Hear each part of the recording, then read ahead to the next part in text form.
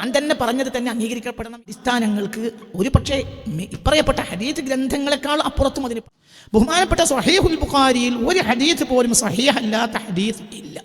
ഒരു ലഈഫായ ഹദീസ് സ്വഹീഹുൽ ബുഖാരിയിൽ ഇല്ല. ഈ വിഷയത്തിൽ യാതൊരു അഭിപ്രായ വ്യത്യാസം, ഇത് സ്വഹീഹാണ് എന്ന കാര്യത്തിൽ യാതൊരു അഭിപ്രായ വ്യത്യാസവും ഇല്ല. അതേ സമയത്ത് ഡാറ്റാസ് തന്നെയാണ് ഇൻഫർമേഷൻസ് എന്ന് വിചാരിക്കുന്നത് യഥാർത്ഥത്തിൽ വഹാബി രീതിയാണ്. സുന്നി രീതി വിഷയത്തിലുള്ള അവസാനത്തെ ഗണ്ഡിതമായ വിവരം ഇതാണ് എങ്കിൽ പിന്നെ ഉലമാക്കൾക്കിടയിൽ എങ്ങനെയാണ് പല നൂറ്റാണ്ടുകളും ഈ വിഷയത്തിൽ എന്നുള്ളത് ഈ പണ്ഡിതന്മാരെ മുന്നിൽ വിശദീകരിച്ച് വയ്ക്കേണ്ടി വന്നു എന്ന് പറഞ്ഞാൽ വ്യത്യസ്തമായി ആയിഷാബിയുടെ വിവാഹത്തിൽ അഹ്ലു സുന്നയുടെ പണ്ഡിതന്മാർക്ക് വ്യത്യസ്ത വീക്ഷണങ്ങളുണ്ട് എന്ന് പിന്നെ പ്രധാനമായി ജന്മദിനാഘോഷം നടത്തുന്ന ദിവസം 12 റബീഉൽ അവ്വൽ 12. എന്നാൽ ഈ വിഷയത്തിൽ പണ്ഡിതന്മാർക്ക് ഒരു ഏകമായ വിഷയം. ഞാൻ പണ്ഡിതനല്ല, എൻ്റെ ഗവേഷണമല്ല, ഞാൻ പണ്ഡിതന്മാരുടെ ഈ വിഷയത്തിൽ ഒന്നിലധികം റിപ്പോർട്ടുകൾ എല്ലാവരും ബഹുമാനിക്കുന്ന നമ്മുടെ മലയാളക്കരയിൽ ഇന്ന് ജീവിച്ചിരിക്കുന്ന കാര്യങ്ങൾക്കൊക്കെ വ്യക്തത വരുത്തി പറയാൻ കഴിയുന്ന പണ്ഡിതന്മാരിൽ, നമ്മുടെ പാരമ്പര്യ പണ്ഡിതന്മാരിൽ വളരെ പ്രധാനപ്പെട്ട ഒരു പണ്ഡിതൻ ഈ കഴിഞ്ഞ റബീഉൽ അവ്വൽ അദ്ദേഹത്തെ നമ്മൾ ശേഖരൂരിൽ നിന്ന് വിളിച്ചോ. ഞാൻ മലയാളക്കര കണ്ടതിൽ ഏറ്റവും വലിയ അപകടകരമായ ഞാൻ പറഞ്ഞ സ്റ്റേറ്റ്മെന്റ് നിസ്സാരപ്പെട്ട കാര്യമാണോ? തർക്കുൽ മുബാലാത്തിനെ കുറിച്ചുള്ള സ്റ്റേറ്റ്മെന്റ്, പുതിയ സ്റ്റേറ്റ്മെന്റ് 100% തെറ്റാണ്. അതിൽ നേതാവ് പറഞ്ഞാൽ ഞാൻ നേതാവിനല്ല, ആ പ്രസ്താവനക്കെതിരെ പറയാണ്. ഞാൻ ലീഗാണ്. തഹിയ ഫണ്ട് പിരിച്ചെടുക്കുമ്പോൾ 46 കോടി പിരിച്ചെടുത്ത എൻ്റെ ഹൃദയം തൊട്ട ബഹുമാനപ്പെട്ട സഹോദരന്മാർ സ്വാഭാവികമായി പറയുന്നതാണ്, നശിപ്പിക്കാൻ വേണ്ടി പറയല്ല, സ്വാഭാവികം. അത് ആ കൂട്ടത്തിൽ ഒരു ജൂദാസ് കണ്ടാൽ തന്നെ അറിയൂലേ അതിൽ സ്വകാര്യ.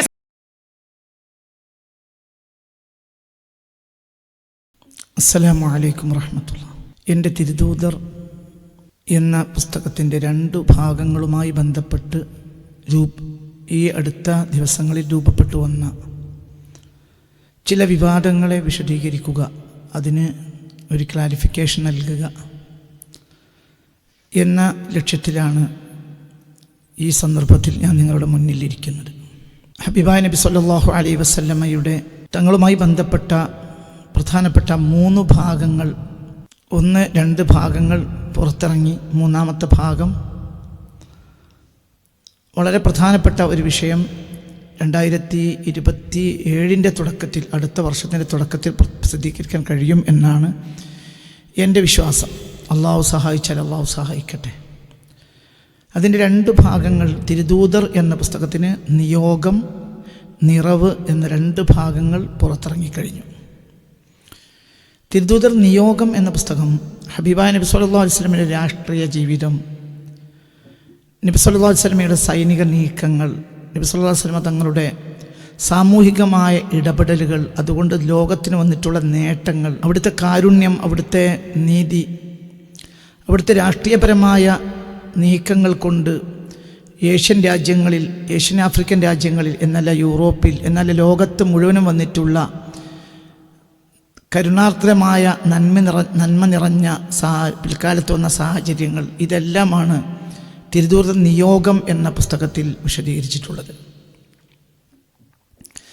എന്നാൽ തിരുദൂതർ അതിൻ്റെ 2-ാം ഭാഗമായ തിരുദൂതർ നിറവ് എന്ന പുസ്തകം ഹബീബായ നബി സല്ലല്ലാഹു അലൈഹി വസല്ലമയുടെ വൈയക്തിക ജീവിതവുമായി ബന്ധപ്പെട്ട വിശദീകരണങ്ങളാണ്. ഈ 2 പുസ്തകങ്ങളുമായി ബന്ധപ്പെട്ട് ഈ അടുത്ത കാലഘട്ടത്തിൽ ചില വിവാദങ്ങൾ, ചില അഭിപ്രായ വ്യത്യാസങ്ങൾ വന്നിട്ടുണ്ട്.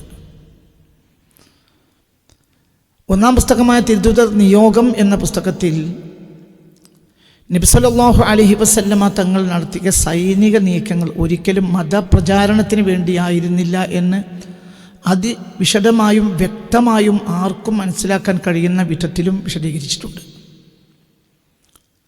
നബി സല്ലല്ലാഹു അലൈഹി വസല്ലമയുടെ യുദ്ധങ്ങൾ കേവലം ശിർക്കിനെതിരെ ആയിരുന്നില്ല. മുശ്രിക്കുകളോട് നബി സല്ലല്ലാഹു അലൈഹി വസല്ലം യുദ്ധം ചെയ്തിട്ടുണ്ട്. പക്ഷേ യുദ്ധം ചെയ്തത് ഷിർക്കിനെതിരെയായിരുന്നില്ല. അതേ സമയത്ത് ലോകത്ത് നീതി നടപ്പിലാക്കേണ്ടതും ഏതൊരു പൗരനും, ഏതൊരു വിശ്വാസിക്കും, ഏതൊരു മനുഷ്യനും സ്വതന്ത്രമായി ലോകത്ത് ജീവിക്കാനുള്ള സാഹചര്യങ്ങൾ ഉണ്ടാക്കി എടുക്കുക എന്നതായിരുന്നു നബി സല്ലല്ലാഹു അലൈഹി വസല്ലമയുടെ സൈനിക നീക്കങ്ങളുടെ മൊത്തത്തിൽ ഉദ്ദേശ്യം. അതാർക്കെതിരെ നടത്തിയ യുദ്ധമാണെങ്കിലും കേവലം ഷിർക്കിനെ കൊലപ്പെടുത്തുക, ഷിർക്കിനെതിരെ യുദ്ധം ചെയ്യുക എന്ന ഒരു വീക്ഷണം ഹബീബായ നബി സല്ലല്ലാഹു അലൈഹി വസല്ലം യുദ്ധത്തിൽ ഒരിക്കലും ഉണ്ടായിരുന്നില്ല എന്നത് വളരെ വ്യക്തമായി ആർക്കും മനസ്സിലാക്കാൻ കഴിയുന്ന വിധത്തിൽ അത് വിശദീകരിക്കുകയും അതിന് പുരസ്കരിച്ചുകൊണ്ട് ധാരാളം പ്രഭാഷണങ്ങൾ ഞാൻ നടത്തുകയും ചെയ്തിട്ടുണ്ട്. എന്നാൽ ചില പണ്ഡിതന്മാർ, അവർ നമ്മൾ അംഗീകരിക്കുന്ന പണ്ഡിതന്മാർ തന്നെയാണ്, അവരോടൊന്നും ഒരു വിരോധവും ഇല്ല, അവർക്കൊക്കെ പറയാനുള്ള അവകാശമുണ്ട്. ഈ നിലക്ക് അത് വായിക്കാതെ പഴയകാലത്ത് എഴുതപ്പെട്ട ചില ചരിത്ര വീക്ഷണങ്ങൾ, ശരിയാറ്റ് സംബന്ധമായ ഒരു കാര്യമല്ല, ചരിത്ര വീക്ഷണങ്ങളെ അപ്പടി പകർത്തി അത് ഇന്നത്തെ സാഹചര്യത്തിലും അത് കൊണ്ടുവരുമ്പോൾ ഉണ്ടാകുന്ന അബദ്ധങ്ങൾ, ഒന്നത് ശരിയല്ല. രണ്ടാമത് അത് ഹബീബാ നബി സല്ലല്ലാഹു അലൈഹി വസല്ലമയുടെ കാരുണ്യ വീക്ഷണത്തിന് 100% എതിരായ കാര്യവുമാണ്. അതൊന്നും മനസ്സിലാക്കാതെ ചില ആളുകൾ അതിനെ വിമർശിച്ചിട്ടുണ്ട്. ഞാൻ അവരെ കുറ്റപ്പെടുത്തുന്നില്ല, എങ്കിലും അവർ ഗൗരവമായി വിഷയം പഠിച്ചാൽ അവർക്ക് മനസ്സിലാകും എന്ന് സാന്ദർഭികമായി ഇവിടെ അറിയിക്കുകയാണ്. അത് ഒരു വിവാദം. തിരുദൂതർ പുസ്തകം മനസ്സിരുത്തി വീണ്ടും വീണ്ടും വായിച്ചാൽ അത് വ്യക്തമായി ആർക്കും മനസ്സിലാക്കാവുന്ന കാര്യവുമാണ്.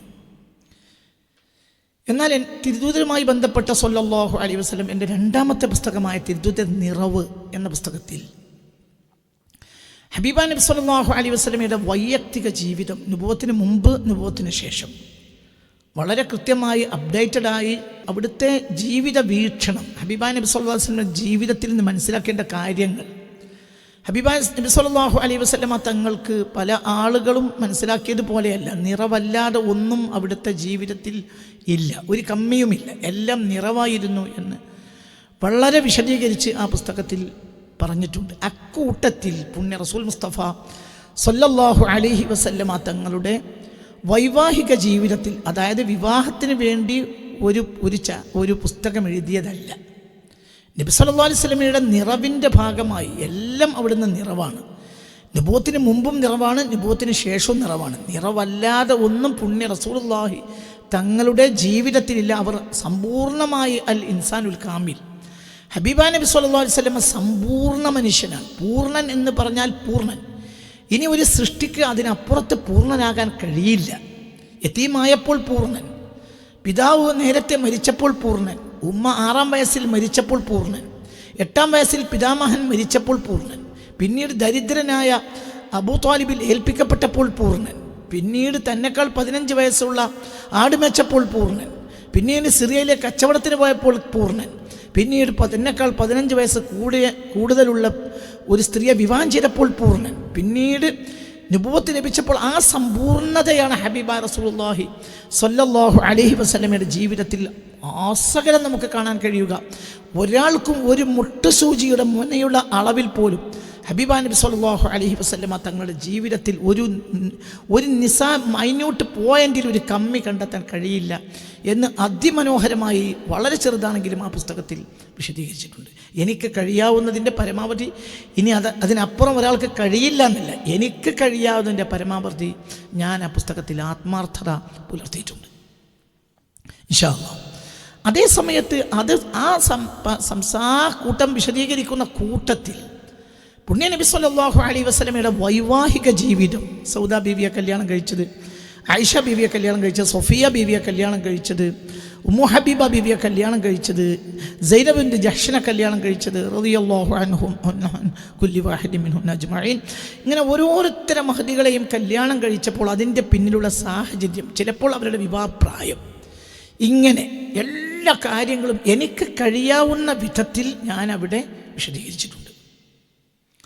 അത് സംബന്ധമായിട്ടാണ് ആയിഷ ബിബി റളിയല്ലാഹു അൻഹയുടെ വിവാഹപ്രായത്തിൽ ചില പണ്ഡിത വീക്ഷണങ്ങൾക്ക് എതിരായി മറ്റു ചില പണ്ഡിത വീക്ഷണങ്ങളെയും തിരഞ്ഞെടുത്തുകൊണ്ടുള്ള, ഇതിപ്പോൾ തുടക്കത്തിൽ പറയാനുള്ള കാര്യം, ഇതെല്ലാം അഹ്ലുസുന്നയുടെ പണ്ഡിത വീക്ഷണങ്ങൾ തന്നെയാണ്, എൻ്റെ ഒരു അഭിപ്രായമല്ല. ഞാൻ കാര്യങ്ങളെ മനസ്സിലാക്കാൻ വേണ്ടി വിശദമായി പഠനങ്ങൾ നടത്തും എന്നല്ലാതെ ഒരിക്കലും ഒരു ഹദീത്തോ ഒരു കാര്യമോ ഞാൻ എൻ്റെ ഒരു അഭിപ്രായം പറയില്ല. പിന്നെ ഒരു വീക്ഷണം കിട്ടുമ്പോൾ സ്വാഭാവികമായും ആ വീക്ഷണം വരുന്ന വ്യക്തി, അവർ ജീവിച്ച കാലഘട്ടം ഏതാണ്, അവരുടെ ഏജ്, അവരുടെ വീക്ഷണം, അവരുടെ മതപരമായ വീക്ഷണം, അവർ ഷിയയാണോ സുന്നിയാണോ എന്ന് ഇങ്ങനെ പരിശോധിച്ച് എല്ലാം കൃത്യമായി അഹ്ലുസുന്നയുടെ പണ്ഡിതന്മാർ, ഇതൊക്കെ അവർ മദ്ഹബുകൾ ഇതൊക്കെ നമ്മൾ 4-ൽ ഒരു മദ്ഹബിൽ ഒതുങ്ങുന്ന, 2-ൽ ഒരു അഖീദ വീക്ഷണത്തിൽ ഒതുങ്ങുന്ന പണ്ഡിതന്മാരെ മാത്രമാണ് ഞാൻ പണ്ഡിതന്മാർ എന്ന നിലയിൽ ഉദ്ധരിക്കാറുള്ളത്. ഇതൊക്കെ പണ്ഡിത വീക്ഷണങ്ങൾ മാത്രമാണ്. അങ്ങനെ ആയിഷ ബിബി റളിയല്ലാഹു അൻഹയുടെ വിവാഹപ്രായത്തിൽ വന്ന ചില അഭിപ്രായ വ്യത്യാസങ്ങളെ ഞാൻ അതിൻ്റെ എനിക്ക് മനസ്സിലായ എൻ്റെ ഗവേഷണത്തിലും പഠനത്തിലും അതെത്ര കാസിറായ ചെറുതായാൽ പോലും എനിക്ക് മനസ്സിലായ നിലയിൽ ഞാനത് പഠനം നടത്തിയപ്പോൾ എനിക്ക് മനസ്സിലായ കാര്യങ്ങൾ, സത്യങ്ങൾ അഹ്ലുസുന്നയുടെ പണ്ഡിത വീക്ഷണങ്ങൾ തന്നെ തിരുദൂതർ നിറവ് എന്ന പുസ്തകത്തിൽ കൊടുത്തിട്ടുണ്ട്. ഈ കാണുന്നതാണ് അതിൻ്റെ 2 പുസ്തകങ്ങളും. ഒന്ന് തിരുദൂതർ നിയോഗം, ഒന്ന് തിരുദൂതർ നിറവ്. തിരുദൂതർ നിയോഗം പുറത്തു വരുന്നത് 2024 സെപ്റ്റംബറിലാണ്. തിരുദൂതർ നിറവ് പുറത്തു വരുന്നത് 2025, ഇക്കഴിഞ്ഞ തൊട്ട് മുമ്പുള്ള വർഷം 2025 മാർച്ചിലാണ്. ഇത് 2024 സെപ്റ്റംബറിലാണ് ഇത്. ഈ 2 പുസ്തകങ്ങളും സംബന്ധിച്ച് യഥാർത്ഥത്തിൽ ഈ 2 പുസ്തകങ്ങളും പ്രസിദ്ധീകരിക്കുന്ന വേളയിൽ തന്നെ ഈ പുസ്തകവുമായി ബന്ധപ്പെട്ട ഇത്തരം വിവാദങ്ങൾ ഞാൻ പ്രതീക്ഷിക്കുന്നു. അതായത് നബി സല്ലല്ലാഹു അലൈഹി വസല്ലമയുടെ യുദ്ധങ്ങൾ ഒരിക്കലും ഷിർക്കിനെതിരായിരുന്നില്ല, അത് നീതിക്ക് വേണ്ടിയായിരുന്നു, തുകയാനെതിരായിരുന്നു എന്നൊക്കെ പറഞ്ഞിട്ടുള്ള വിശദീകരണങ്ങളാണ് 1-ാമത്തെ പുസ്തകത്തിലുള്ളത്. ആയിഷ ബീവിയുടെ വിവാഹപ്രായം പരക്കെ അറിയപ്പെടുന്നതിൽ നിന്നും പൊതുവായി പണ്ഡിതന്മാർ പറയുന്ന വീക്ഷണത്തിന് വിരുദ്ധമായ ഒരു വീക്ഷണം ഞാൻ പറഞ്ഞതുകൊണ്ടും ഈ 2 പുസ്തകങ്ങളിലും അത് പ്രസിദ്ധീകരിച്ച് വല്ലാതെ താമസിയാതെ തന്നെ വിവാദങ്ങൾ ഉണ്ടാകുമെന്ന് ഞാൻ പ്രതീക്ഷിച്ചിരുന്നു. പക്ഷേ അങ്ങനെ പെട്ടെന്ന് വിവാദം ഉണ്ടായില്ല. 2024 സെപ്റ്റംബറിൽ നിന്ന് ഏകദേശം 1.5 വർഷങ്ങൾക്ക് ശേഷമാണ്, ഏകദേശം 1.25 വർഷങ്ങൾക്ക് ശേഷമാണ്. അതേപോലെ തന്നെ 2-ാമത്തെ പുസ്തകം പ്രസിദ്ധീകരിച്ച് ഏകദേശം ഒരു 10 മാസത്തോളം കഴിഞ്ഞാണ് ഈ വിഷയത്തിൽ വിവാദങ്ങൾ വരുന്നത്. വിവാദങ്ങൾ നേരത്തെ തന്നെ പ്രതീക്ഷിച്ചതാണ്. എന്തുകൊണ്ട്? സ്വാഭാവികമായും ഉള്ള പൊതുവായ ചില വീക്ഷണങ്ങൾക്കെതിരായി പറയുമ്പോൾ സ്വാഭാവികമായും അത് തർക്കം വരും, അതിൽ വിവാദം വരും എന്നത് വസ്തുതയും യാഥാർത്ഥ്യവുമാണ്. അതൊക്കെ നേരത്തെ തന്നെ പ്രതീക്ഷിക്കുന്ന കാര്യവുമാണ്, വസ്തുതയാണ്. എനിക്കെൻ്റെ ശ്രോതാക്കളോടും അനുവാചകരോടും പറയാനുള്ള വളരെ വിനയത്തിലുള്ള ഒരു കാര്യം, പണ്ഡിത വീക്ഷണങ്ങൾ വ്യത്യസ്തമായും വന്നുകൊണ്ടേയിരിക്കും. അതിൽ കാലകാലങ്ങളിൽ പഠനം നടന്നുകൊണ്ടേയിരിക്കണം. എന്നിട്ട് കാലോചിതമായ സത്യങ്ങളെ നമ്മൾ ഉൾക്കൊള്ളുകയും നമ്മുടെ ചിന്താസരണികളെ നമ്മുടെ ഫ്രെയിമിൽ അടിസ്ഥാന സത്യത്തിൽ നിന്നുകൊണ്ട്, ഇപ്പം ഇസ്ലാമിക ശരിയാത്തിനെ മാറ്റിമറിക്കുന്ന ഒന്നും ഇതിലില്ല. ഇസ്ലാമിക ശരിയാത്തിനെ മാറ്റിമറിക്കുന്നതോ ഇസ്ലാമിക അഖീദയെ മാറ്റിമറിക്കുന്നതോ ആയ അഖീദയിലോ അല്ലെങ്കിൽ അതേപോലെ തന്നെ ഇസ്ലാമിക ഫിഖ്ഹിലോ ഉള്ള എന്തെങ്കിലും ഒരു അഭിപ്രായ വ്യത്യാസം ഈ പുസ്തകത്തിൽ ഒന്നുമില്ല. പിന്നെ പകരം സ്വദേശപരമായ ചില വീക്ഷണങ്ങൾ കൊണ്ട് സാമൂഹികമായ ചില നേട്ടങ്ങളും നന്മകളും ചില വസ്തുതകൾ വെളിച്ചത്ത് കൊണ്ടുവരലും മനുഷ്യന് ചിന്താപരമായ ഇസ്ലാമിക പണ്ഡിത വിദ്യാർത്ഥികൾക്ക് തന്നെ ചിന്താപരമായ വികാസം ഉണ്ടാക്കാനുള്ള സാഹചര്യങ്ങൾ ഉണ്ടാക്കി കൊടുക്കുകയും ചെയ്യുകയാണ് ഇവിടെ. തികച്ചും സ്വദേശപരമാണ്. ഇതിൽ യാതൊരു അഭിപ്രായ വ്യത്യാസവും ഇല്ല. ഇതിനെതിരെ വരുന്ന അഭിപ്രായ വ്യത്യാസത്തെ വളരെ ഭംഗിയായും അവധാനതയോടെയും സമാധാനത്തോടെയും ഞാൻ സ്വീകരിക്കുമെന്ന കാര്യം ഉറപ്പാണ്. എന്തുകൊണ്ട്? എന്നെ സംബന്ധിച്ചിടത്തോളം ഞാൻ തന്നെ പറഞ്ഞത് തന്നെ അംഗീകരിക്കപ്പെടണം എന്ന വാശിയൊന്നുമില്ല. അങ്ങനെ എവിടെയെങ്കിലും നിങ്ങൾക്ക് തോന്നിയിട്ടുണ്ടെങ്കിൽ അത് സംഭവിച്ചു പോയ പെശകാണ്. അങ്ങനെയില്ല. ഞാൻ പറഞ്ഞത് തന്നെ അംഗീകരിക്കപ്പെടണം എന്നൊരു വാശിയില്ല. എവിടെയെങ്കിലും എഴുത്തിലോ കുത്തിലോ വാക്കിലോ അങ്ങനെ തോന്നിപ്പോയിട്ടുണ്ടെങ്കിൽ അതെൻ്റെ ഭാഗത്തുള്ള അബദ്ധമാണെന്ന് 100% ഞാനിവിടെ അംഗീകരിക്കുകയും പരസ്യമായി സമൂഹത്തിൻ്റെ മുന്നിൽ വ്യക്തമാക്കുകയും ചെയ്യും. ആയിഷ ബിബി റളിയല്ലാഹു അൻഹയുടെ വിവാഹപ്രായവുമായി ബന്ധപ്പെട്ട അഭിപ്രായ വ്യത്യാസങ്ങൾ, അതിൻ്റെ അടിസ്ഥാനത്തെ നമ്മൾ പരിശോധിക്കുമ്പോൾ ആ അടിസ്ഥാനങ്ങൾ, ആ വിവാഹപ്രായത്തിലുള്ള അടിസ്ഥാനങ്ങൾ, അതിൻ്റെ ആ കാര്യത്തെക്കുറിച്ചുള്ള അടിസ്ഥാനങ്ങൾക്ക് ഒരു പക്ഷേ ഇപ്പറയപ്പെട്ട ഹദീത്ത് ഗ്രന്ഥങ്ങളെക്കാൾ അപ്പുറത്തും അതിന് പഴക്കമുണ്ട് എന്ന് ഒരു വേള നമുക്ക് മനസ്സിലാക്കാൻ കഴിഞ്ഞേക്കും. ഉദാഹരണം പറയാം. മഹാനായ അബു അബ്ദുല്ലാഹി മുഹമ്മദ് ബിൻ ഇസ്മായിൽ ബുഖാരി റളിയല്ലാഹു അൻഹു ലോകം കണ്ട പ്രാമാണികനായ വലിയ മുഹദ്ദിസാണ്, വലിയ മഹാനാണ്. യാതൊരു സംശയവും ഈ വിഷയത്തിലില്ല.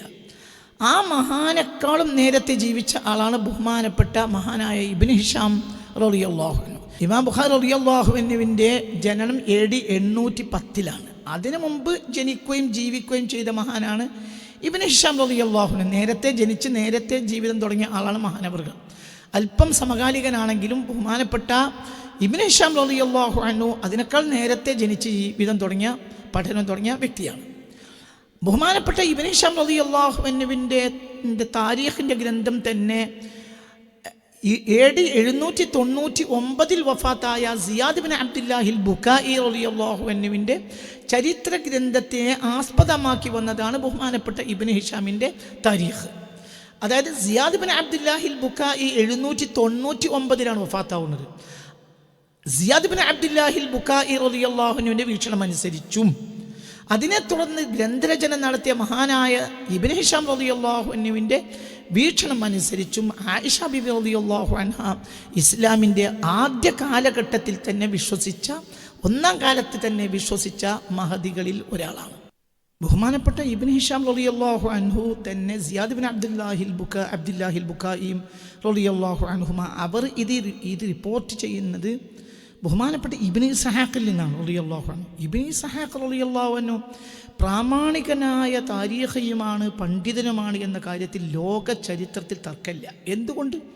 അവർ വ്യക്തമായും അവരുടെ മഹത്വങ്ങൾ, ഒന്ന് ഇബ്നു ഇസ്ഹാഖ് റളിയല്ലാഹു അൻഹു താബിഈങ്ങളിൽപ്പെട്ട പ്രധാനിയാണ്, 1, 2 മദീനക്കാരനാണ്, 3 മഹാനായ അനസ് ബിൻ മാലിക് റളിയല്ലാഹു അൻഹുവിൻ്റെ മുത്ത് മുഹമ്മദ് മുസ്തഫ സ്വല്ലല്ലാഹു അലൈഹി വസല്ലമ തങ്ങളുടെ മദീന ജീവിതകാലത്ത് അവിടുത്തെ ഖാദിമായിരുന്ന മഹാനായ അനസ് ബിൻ മാലിക് റളിയല്ലാഹു അൻഹുവിൻ്റെ വർഷങ്ങളോളമുള്ള ശിഷ്യൻ, നേരിട്ട് ശിഷ്യൻ, അതായത് അനസ് റളിയല്ലാഹു അൻഹു ലോകം കണ്ട ഹബീബിൻ്റെ സ്വല്ലല്ലാഹു അലൈഹി വസല്ലം ഖാദിമായ ലോകം കണ്ട മഹാനായ അനസ് ബിൻ മാലിക് റളിയല്ലാഹു അൻഹുവിൻ്റെ വർഷങ്ങളോളമുള്ള ശിഷ്യനാണ് മഹാനായ ഇബ്നു ഇസ്ഹാഖ് റളിയല്ലാഹു അൻഹു. മഹാനായ ഇബ്നു ഇസ്ഹാഖ് റളിയല്ലാഹു അൻഹു വഫാത്താകുന്നത് ജനിക്കുന്നത് ഹിജ്റ 80-ലാണ്. അതേ സമയത്ത് അനസ് മദീനയിൽ ജനിക്കുന്നു.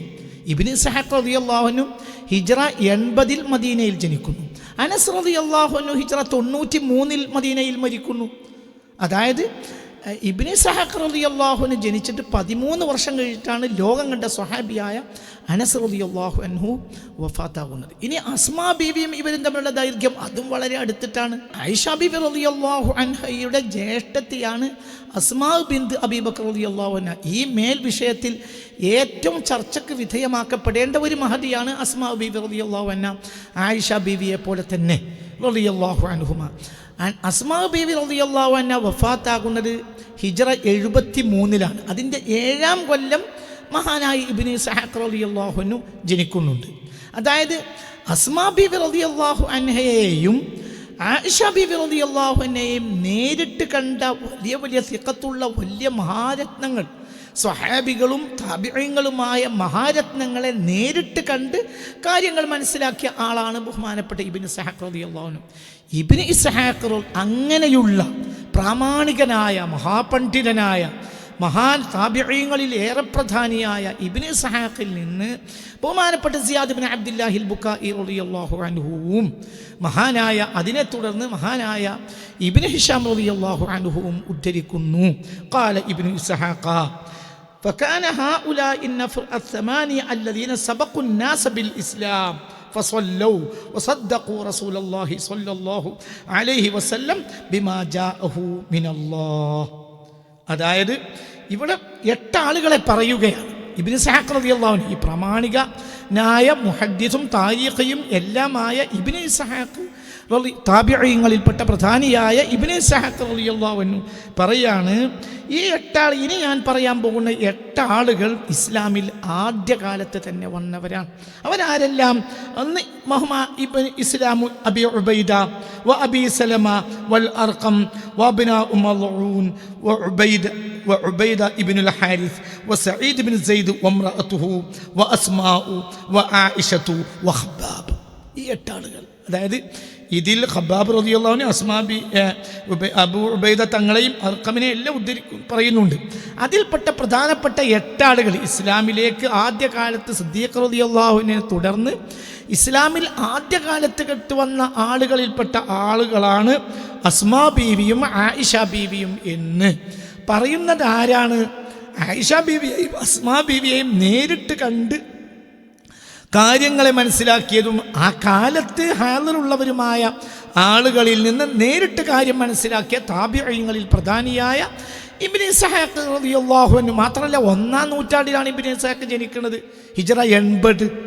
ഇബ്നു ഇസ്ഹാഖ് അതായത് ഖൈറുൽ ഖുറൂനി ഖർനി, ഏറ്റവും നല്ല നൂറ്റാണ്ട് എൻ്റെ നൂറ്റാണ്ടാണെന്ന് പറയുന്ന 1-ാം നൂറ്റാണ്ട്, ആ 1-ാം നൂറ്റാണ്ടിൽ ജനിച്ച ആളാണ് ഇബ്നു ഇസ്ഹാഖ് റളിയല്ലാഹു അൻഹു. അപ്പോൾ ഇബ്നു ഇസ്ഹാഖ് റളിയല്ലാഹു അൻഹു പറയാണ്, ഹബീബായ നബി സല്ലല്ലാഹു അലൈഹി വസല്ലം തങ്ങൾക്ക് നുബുവത്ത് കിട്ടിയ ഉടനെ ഇസ്ലാമിലേക്ക് കടന്നു വന്ന പ്രധാനികളായ ആളുകൾ 8 ആളുകളിൽപ്പെട്ട ആളാണ് അസ്മാ ബീവിയും ആയിഷ ബീവിയും എന്ന് പറയാം.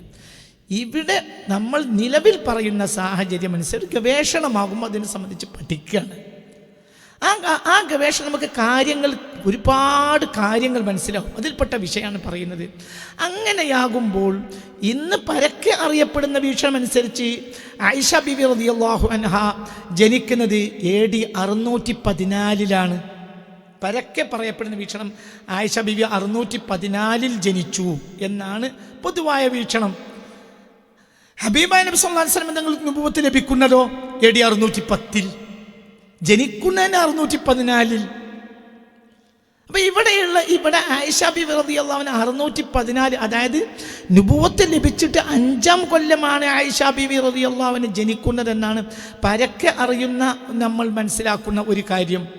എന്നാൽ 1-ാം കാലത്ത് തന്നെ ഇസ്ലാം മതം വിശ്വസിച്ച ആളുകൾ കൂട്ടത്തിൽ ആയിഷ ബീവിയെ പ്രാമാണികനായ മുഹദ്ദിസായ ബഹുമാനപ്പെട്ട, അതായത് സിദ്ദീഖ് റളിയല്ലാഹു അൻഹുവിന് ഉടനെ തന്നെ ഇസ്ലാം വിശ്വസിച്ച ആളുകളിൽ പ്രധാനിയായ ആളായിട്ട് തന്നെ ബഹുമാനപ്പെട്ട ആയിഷ ബീവിയെയും അസ്മാ ബീവിയെയും എണ്ണുകയാണ് ആര്? മഹാനായ താബിഈങ്ങളിൽ പ്രധാനിയായ ഇബ്നു ഇസ്ഹാഖ് റളിയല്ലാഹു അൻഹു. അപ്പോൾ അങ്ങനെയാകുമ്പോൾ സ്വാഭാവികമായും ആയിഷ റളിയല്ലാഹു, ഇനി മറ്റു ചില യാഥാർത്ഥ്യങ്ങളും കൂടി ഇത് സംബന്ധമായി മറ്റു ചില പ്രാമാണിക താരീഖികളുടെയും മുഹദ്ദിസുകളുടെയും വീക്ഷണം കൂടി ഇതിലേക്ക് ഞാൻ ചേർത്ത് വെക്കാം.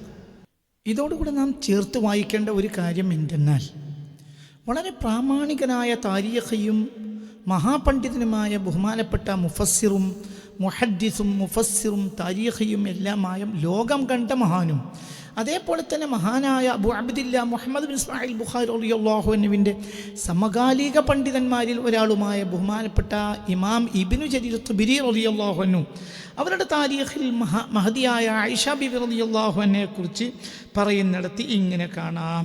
ബഹുമാനപ്പെട്ട സിദ്ദീഖ് റളിയല്ലാഹു അൻഹു അവരുടെ ഭാര്യയായ ഉമ്മു റുമാനെ കല്യാണം കഴിച്ചു. ഉമ്മ റുമാനെ കല്യാണം കഴിച്ചതിന് ശേഷം ഫവലദത് ലഹു അബ്ദുറഹ്മാൻ വ ആയിഷത ഫകുല്ലു ഹഉലാഇൽ അർബഅ മിൻ ഔലാദിഹി ഉലിദു മിൻ സൗജതൈഹി അല്ലതൈനി സമ്മൈനഹുമാ ഫിൽ ജാഹിലിയ്യ. ബഹുമാനപ്പെട്ട ഇബ്നു ജരീർ തുബരി റളിയല്ലാഹു അൻഹു ഇമാം ബുഖാരി തങ്ങളുടെ സമകാലികനായ താരീഖിയായ മുഫസ്സിറായ ലോകം കണ്ട മുഫസ്സിറായ ഇമാം തുബരി റളിയല്ലാഹു അൻഹു പറയുന്നത്, സിദ്ദീഖ് റളിയല്ലാഹു അൻഹുവിൻ്റെ 4 മക്കളും പ്രത്യേകിച്ച് ഉമ്മു റുമാനിൽ നിന്നുണ്ടായ അബ്ദുറഹ്മാൻ ആയിഷ അടക്കമുള്ള മക്കളെല്ലാം ഉലിദു, അവർ പ്രസവിക്കപ്പെട്ടത് മിൻ സൗജതൈഹി അല്ലതൈനി സമ്മൈനഹുമാ, നാം ആ 2 ഭാര്യമാരെ പറഞ്ഞിട്ടുണ്ട്, നേരത്തെയുള്ള ഭാര്യയെയും പിന്നീട് ഉമ്മു റുമാനെയും പേര് പറഞ്ഞിട്ടുണ്ട്. അവരെല്ലാം പ്രസവിക്കപ്പെട്ടത് ഫിൽ ജാഹിലിയ, ജാഹിലിയത്തിലാണ്, അഥവാ ഇസ്ലാം വരുന്നതിന് മുമ്പാണ്.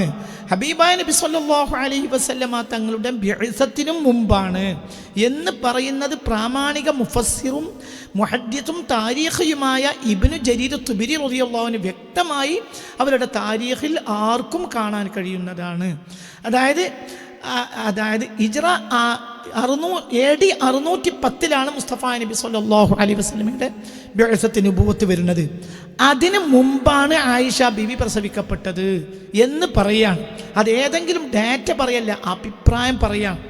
ബഹുമാനപ്പെട്ട ഇമാം ഇബ്നു ജരീർ തുബരി റളിയല്ലാഹു അൻഹു പറയാണ്, ഈ ആയിഷ ബീവിയും ഇവരെല്ലാവരും പ്രസവിക്കപ്പെട്ടത് നേരത്തെ ഉള്ള ഭാര്യയിൽ നിന്നാണ്. അസ്മാ ബീവി പ്രസവിക്കപ്പെട്ടത്, പിന്നീട് അബ്ദുറഹ്മാൻ ആയിഷ അവർ പ്രസവിക്കപ്പെടുന്നത് ഉമ്മു റുമാനിൽ നിന്നാണ്. ഏതായാലും ഇവരെല്ലാം പ്രസവിക്കപ്പെട്ടത് ഹബീബായ നബി സല്ലല്ലാഹു അലൈഹി വസല്ലമയുടെ നുബുവത്തിന് മുമ്പാണ്. അങ്ങനെ വരുമ്പോൾ ഇന്ന് വരുന്ന 614 എന്ന് പറയുമ്പോൾ സ്വാഭാവികമായും ഹബീബായ നബി സല്ലല്ലാഹു അലൈഹി വസല്ലം തങ്ങൾക്ക് നുബുവത്ത് കിട്ടുന്ന സമയത്ത് ഏറ്റവും ചുരുങ്ങിയത് ആയിഷ ബീവി 1-ാം വയസ്സിലായിരിക്കും. അപ്പോൾ ഇന്ന് കാണുന്ന 614 ആയിഷ ബീവി ജനിക്കുന്നത് എന്ന് പറയുമ്പോൾ അതിനനുസരിച്ച് നോക്കുമ്പോൾ ആയിഷ ബീവി റളിയല്ലാഹു അൻഹക്ക് അന്ന് ചുരുങ്ങിയത് 5-ാം വയസ്സായിരിക്കും. അപ്പോൾ ഇതിലേക്കൊക്കെ ചേർത്ത് നോക്കുമ്പോൾ നമുക്ക് വളരെ കുഞ്ഞു നാളിൽ തന്നെ മുസ്തഫ നബി സല്ലല്ലാഹു അലൈഹി വസല്ലം തങ്ങൾക്ക് നുബുവത്ത് കിട്ടിയ 610 തന്നെ വിശ്വസിച്ച ആളാണ് മഹാനായ സിദ്ദീഖുൽ അക്ബർ റളിയല്ലാഹു അൻഹു. അതിനെ തുടർന്ന് വിശ്വസിച്ച മഹാന്മാർ ആ കൂട്ടത്തിൽ എണ്ണുകയാണെങ്കിൽ ആ കൂട്ടത്തിൽ ആയിഷ ബീവിയെ എണ്ണാം എന്ന് ബഹുമാനപ്പെട്ട ഇബ്നു ഇസ്ഹാഖിൽ നിന്ന് ഉദ്ധരിക്കുന്ന ഇതും ബഹുമാനപ്പെട്ട ഇബ്നു ജരീർ തുബരി തങ്ങൾ തമ്മിൽ ഉദ്ധരിക്കുന്നതും ചേർത്ത് വെക്കുമ്പോൾ ആയിഷ ബീവി റളിയല്ലാഹു അൻഹ കുറച്ച് നേരത്തെ ജനിച്ചിട്ടുണ്ട് എന്ന് ഒരു ഗവേഷകന വിദ്യാർത്ഥിക്ക്, ഒരു പഠിക്കുന്ന വിദ്യാർത്ഥിക്ക് മനസ്സിലാക്കുക എളുപ്പമുള്ള കാര്യമാണ്. ഇതിലേക്ക് ചേർത്ത് വെക്കേണ്ട മറ്റൊരു ഗവേഷണ കണ്ടന്റ് എന്തെന്നാൽ, നമ്മളിപ്പോൾ കാര്യങ്ങൾ പഠിക്കുമ്പോൾ നമുക്ക് മനസ്സിലാകുന്ന മറ്റൊരു കാര്യം എന്തെന്നാൽ, ആയിഷ ബീവിയുടെ ജ്യേഷ്ഠത്തിയായ അസ്മാ ബീവി റളിയല്ലാഹു അൻഹ ആയിഷ ബീവിയുടെ ഉമ്മാടെ കുട്ടിയല്ല, വേറൊരു ഉമ്മാടെ കുട്ടിയാണ്. അതിന് ശേഷമാണ് പിന്നെ ആയിഷ ബീവിയുടെ ഉമ്മയായ ഉമ്മു റുമാനെ സിദ്ദീഖുൽ അക്ബർ റളിയല്ലാഹു അൻഹു കല്യാണം കഴിക്കുന്നത്.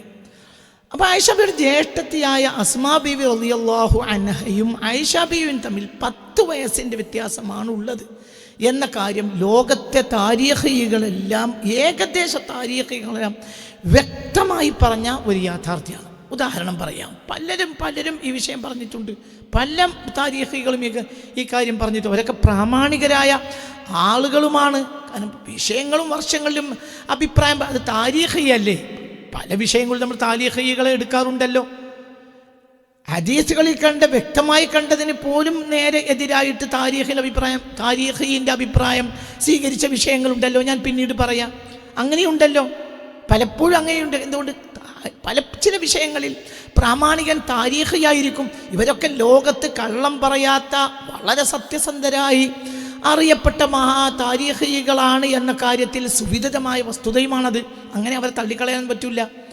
അങ്ങനെ ബഹുമാനപ്പെട്ട താരീഖികളിൽപ്പെട്ട പ്രധാനികളായ ആളുകൾ, ഉദാഹരണം ഹാഫിദ് ഇബ്നു കസീറിനെ പോലെ, ബഹുമാനപ്പെട്ട ഇമാം ദഹബിയെ പോലെ, വേറെയും ധാരാളം ആളുകളെ ഈ വിഷയത്തിൽ കാണാൻ കഴിയും. അവരെല്ലാം പറയുന്നത് അസ്മാ ബീവി അസന്നു മിൻ ആയിഷ ബി10 സനവാത്ത്.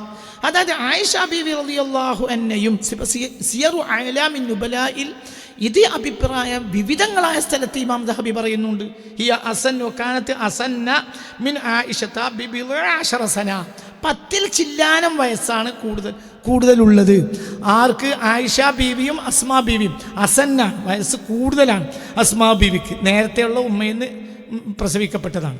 അപ്പോൾ ആയിഷ ബീവിക്ക് 10 ചില്ലാനം വയസ്സാണ് താഴെ, അസ്മാ ബീവിക്ക് 10 അല്ലെങ്കിൽ 10, ചില സ്ഥലങ്ങളിൽ 10 എന്നുണ്ട്, ചില സ്ഥലത്ത് 10 ചില്ലാനം എന്നും ഉണ്ട്. ഉദാഹരണം പറയാം, കാനത്ത് അസ്മാ അക്ബറ മിൻ ആയിഷ, കാനത്ത് അസ്മാഉ അക്ബറ മിൻ ആയിഷ ബി10. അസ്മാ ബിൻത് അബീ ബക്കർ റളിയല്ലാഹു അൻഹ ആയിഷ ബീവിയുമായി 10 വയസ്സിൻ്റെ വ്യത്യാസമാണുള്ളത്. ഇമാം ദഹബിയുടെ വീക്ഷണം ഇതാണ്. ഇമാം ദഹബി പറയുന്നത് പല സ്ഥലങ്ങളിലും സിയറിൽ ഇത് കാണാം. അതേപോലെ തന്നെ ഈ ഹാഫിദ് ഇബ്നു കസീർ തൻ്റെ അൽ ബിദായത്ത് വന്നിഹായിൽ പറയുന്നത് കാണാം, അസ്മാ ബീവി അക്ബറു മിൻ ഉഖ്തിഹാ ആയിഷ ബി10 സിനീൻ. ഇത് ഹാഫിദ് ഇബ്നു കസീർ, അവർ ലോകം കണ്ട താരീഖികളിൽ ഒരാളാണല്ലോ ഇബ്നു കസീർ റഹ്മഹുല്ലാ. അദ്ദേഹം തൻ്റെ അൽ ബിദായത്ത് വന്നിഹായിൽ പറയുകയാണ്, ഹിയ അക്ബറു മിൻ ഉഖ്തിഹാ ആയിഷ. ആയിഷ ബീവിയേക്കാൾ 10 വയസ്സിന് കൂടുതലുള്ള ആളാണ് അസ്മാ ബീവി റളിയല്ലാഹു അൻഹാ. ഇനി നമ്മൾ മനസ്സിലാക്കേണ്ടത്, അസ്മാ ബീവിയെ പറ്റി പഠിക്കുമ്പോൾ അസ്മാ ബീവി ഹിജ്റ 73-ൽ 100-ാമത്തെ വയസ്സിൽ വഫാത്തായ ആളാണെന്ന് ഏകദേശ താരീഖികളെല്ലാം പറയുന്ന ഒരു സത്യവും യാഥാർത്ഥ്യവുമാണ്. ഹിയ അക്ബറു മിൻ ഉഖ്തിഹാ ആയിഷ ബി10 സിനീൻ. ആയിഷ ബീവിയേക്കാൾ 10 വയസ്സിന് കൂടുതലാണ് അസ്മാ ബീവി എന്ന് പറയുന്ന അതേ തൊട്ട് താഴെ ഹാഫിദ് ഇബ്നു കസീർ തങ്ങൾ തൻ്റെ അൽ ബിദായത്ത് വന്നിഹായിൽ പറയുന്നത്, ഓ ബലഗത്ത് മിനൽ ഉംരി 100 സന. അസ്മാ ബീവി 100-ാമത്തെ വയസ്സിലാണ് വഫാത്താവുന്നത്. ഏത് വർഷത്തിലാണ് വഫാത്താവുന്നത്? ഹിജ്റ 73-ൽ. ഓ ബലഗത്ത് മിനൽ ഉംരി 100 സന. അസ്മാ ബീവി വയസ്സിൽ 100 വയസ്സെത്തിച്ച മഹദിയാണ്. മരിക്കുമ്പോൾ അവർക്ക് 100 വയസ്സാണ്. എന്നാണ് അവർ വഫാത്താവുന്നത്? സുവിദിതമായ പണ്ഡിതന്മാർക്കിടയിൽ അഭിപ്രായമാണ് ഹിജ്റ 73-ൽ. നേരത്തെ ഞാൻ പറഞ്ഞു, ഇബ്നു ഇസ്ഹാഖ് 80-ൽ ജനിക്കുന്നു, അസ്മാ ബീവി 73-ൽ മരിക്കുന്നു എന്ന പ്രബലമായ താരീഖ് ഞാൻ നേരത്തെ പറഞ്ഞു കഴിഞ്ഞു. താരീഖിനെ മാറ്റി നിർത്തിയിട്ട് ഒരു ചർച്ചയും നടക്കാൻ കഴിയില്ല. താരീഖല്ലേ എന്നൊന്നും തള്ളരുത്. താരീഖ് ഗൗരവമായതുകൊണ്ടല്ലേ നമ്മൾ താരീഖ് ഒരു വിഷയമായിട്ട് കുട്ടികളെ പഠിപ്പിക്കുന്നത്. താരീഖ് എങ്ങനെ തള്ളാൻ പറ്റുന്ന കാര്യമാണോ? അപ്പം ഈ പ്രാമാണികരായ താരീഖികൾ പറയുന്ന അഭിപ്രായം, ബലഗത്ത് മിനൽ ഉംരി മിഅത്ത സന, 100 വയസ്സെത്തിച്ച് മരിച്ചു. ആര്? അസ്മാ ബീവി. എന്നാണ് മരിക്കുന്നത് ഹിജ്റ 73. എത്ര വയസ്സിൽ? 100-ാം വയസ്സിൽ. അപ്പോൾ ആയിഷ ബീവിക്ക്, അപ്പോൾ അസ്മാ ബീവിക്ക്, അങ്ങനെയാണെങ്കിൽ ഹിജ്റ 73 മരിക്കുന്നു അസ്മാ ബീവി എന്നാണെങ്കിൽ അവർക്ക് ഹിജ്റ ചെയ്യുമ്പോൾ ചുരുങ്ങിയത് 27 വയസ്സുണ്ടായിരിക്കും. അങ്ങനെ മനസ്സിലാക്കണം. 100-ാം വയസ്സിൽ ഹിജ്റ 73 താരീഖികളൊക്കെ പറഞ്ഞു, ഏകദേശം താരീഖികളെല്ലാം പറഞ്ഞു ഹിജ്റ 73 100-ാം വയസ്സിലാണ് അസ്മാ ബീവി മരിക്കുന്നത് എങ്കിൽ ഹിജ്റ ചെയ്യുമ്പോൾ അവർക്ക് 27 വയസ്സുണ്ടായിരിക്കും.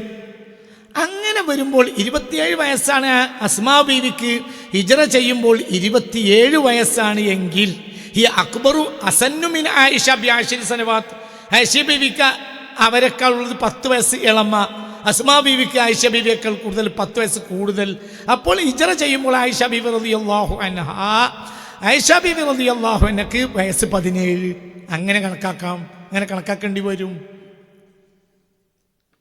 ഹിജ്റയ്ക്ക് ശേഷമാണ് ഹബീബായ നബി സല്ലല്ലാഹു അലൈഹി വസല്ലമ തങ്ങൾ ആയിഷ ബീവിയുമായി വൈവാഹിക ജീവിതം, ദാമ്പത്യ ജീവിതം ആരംഭിച്ചത് എന്ന കാര്യത്തിൽ പണ്ഡിതന്മാർക്കിടയിൽ തർക്കമില്ല. അങ്ങനെ വരുമ്പോൾ 17-ാം വയസ്സിലായിരിക്കും ആയിഷ ബീവിയും ഹബീബായ നബിയും തമ്മിലുള്ള ദാമ്പത്യ ജീവിതം ആരംഭിക്കുന്നത്. പറഞ്ഞുറക്കലും നിക്കാഹും എന്ന് നടന്നാലും ദാമ്പത്യ ജീവിതം അതാണല്ലോ വിഷയം.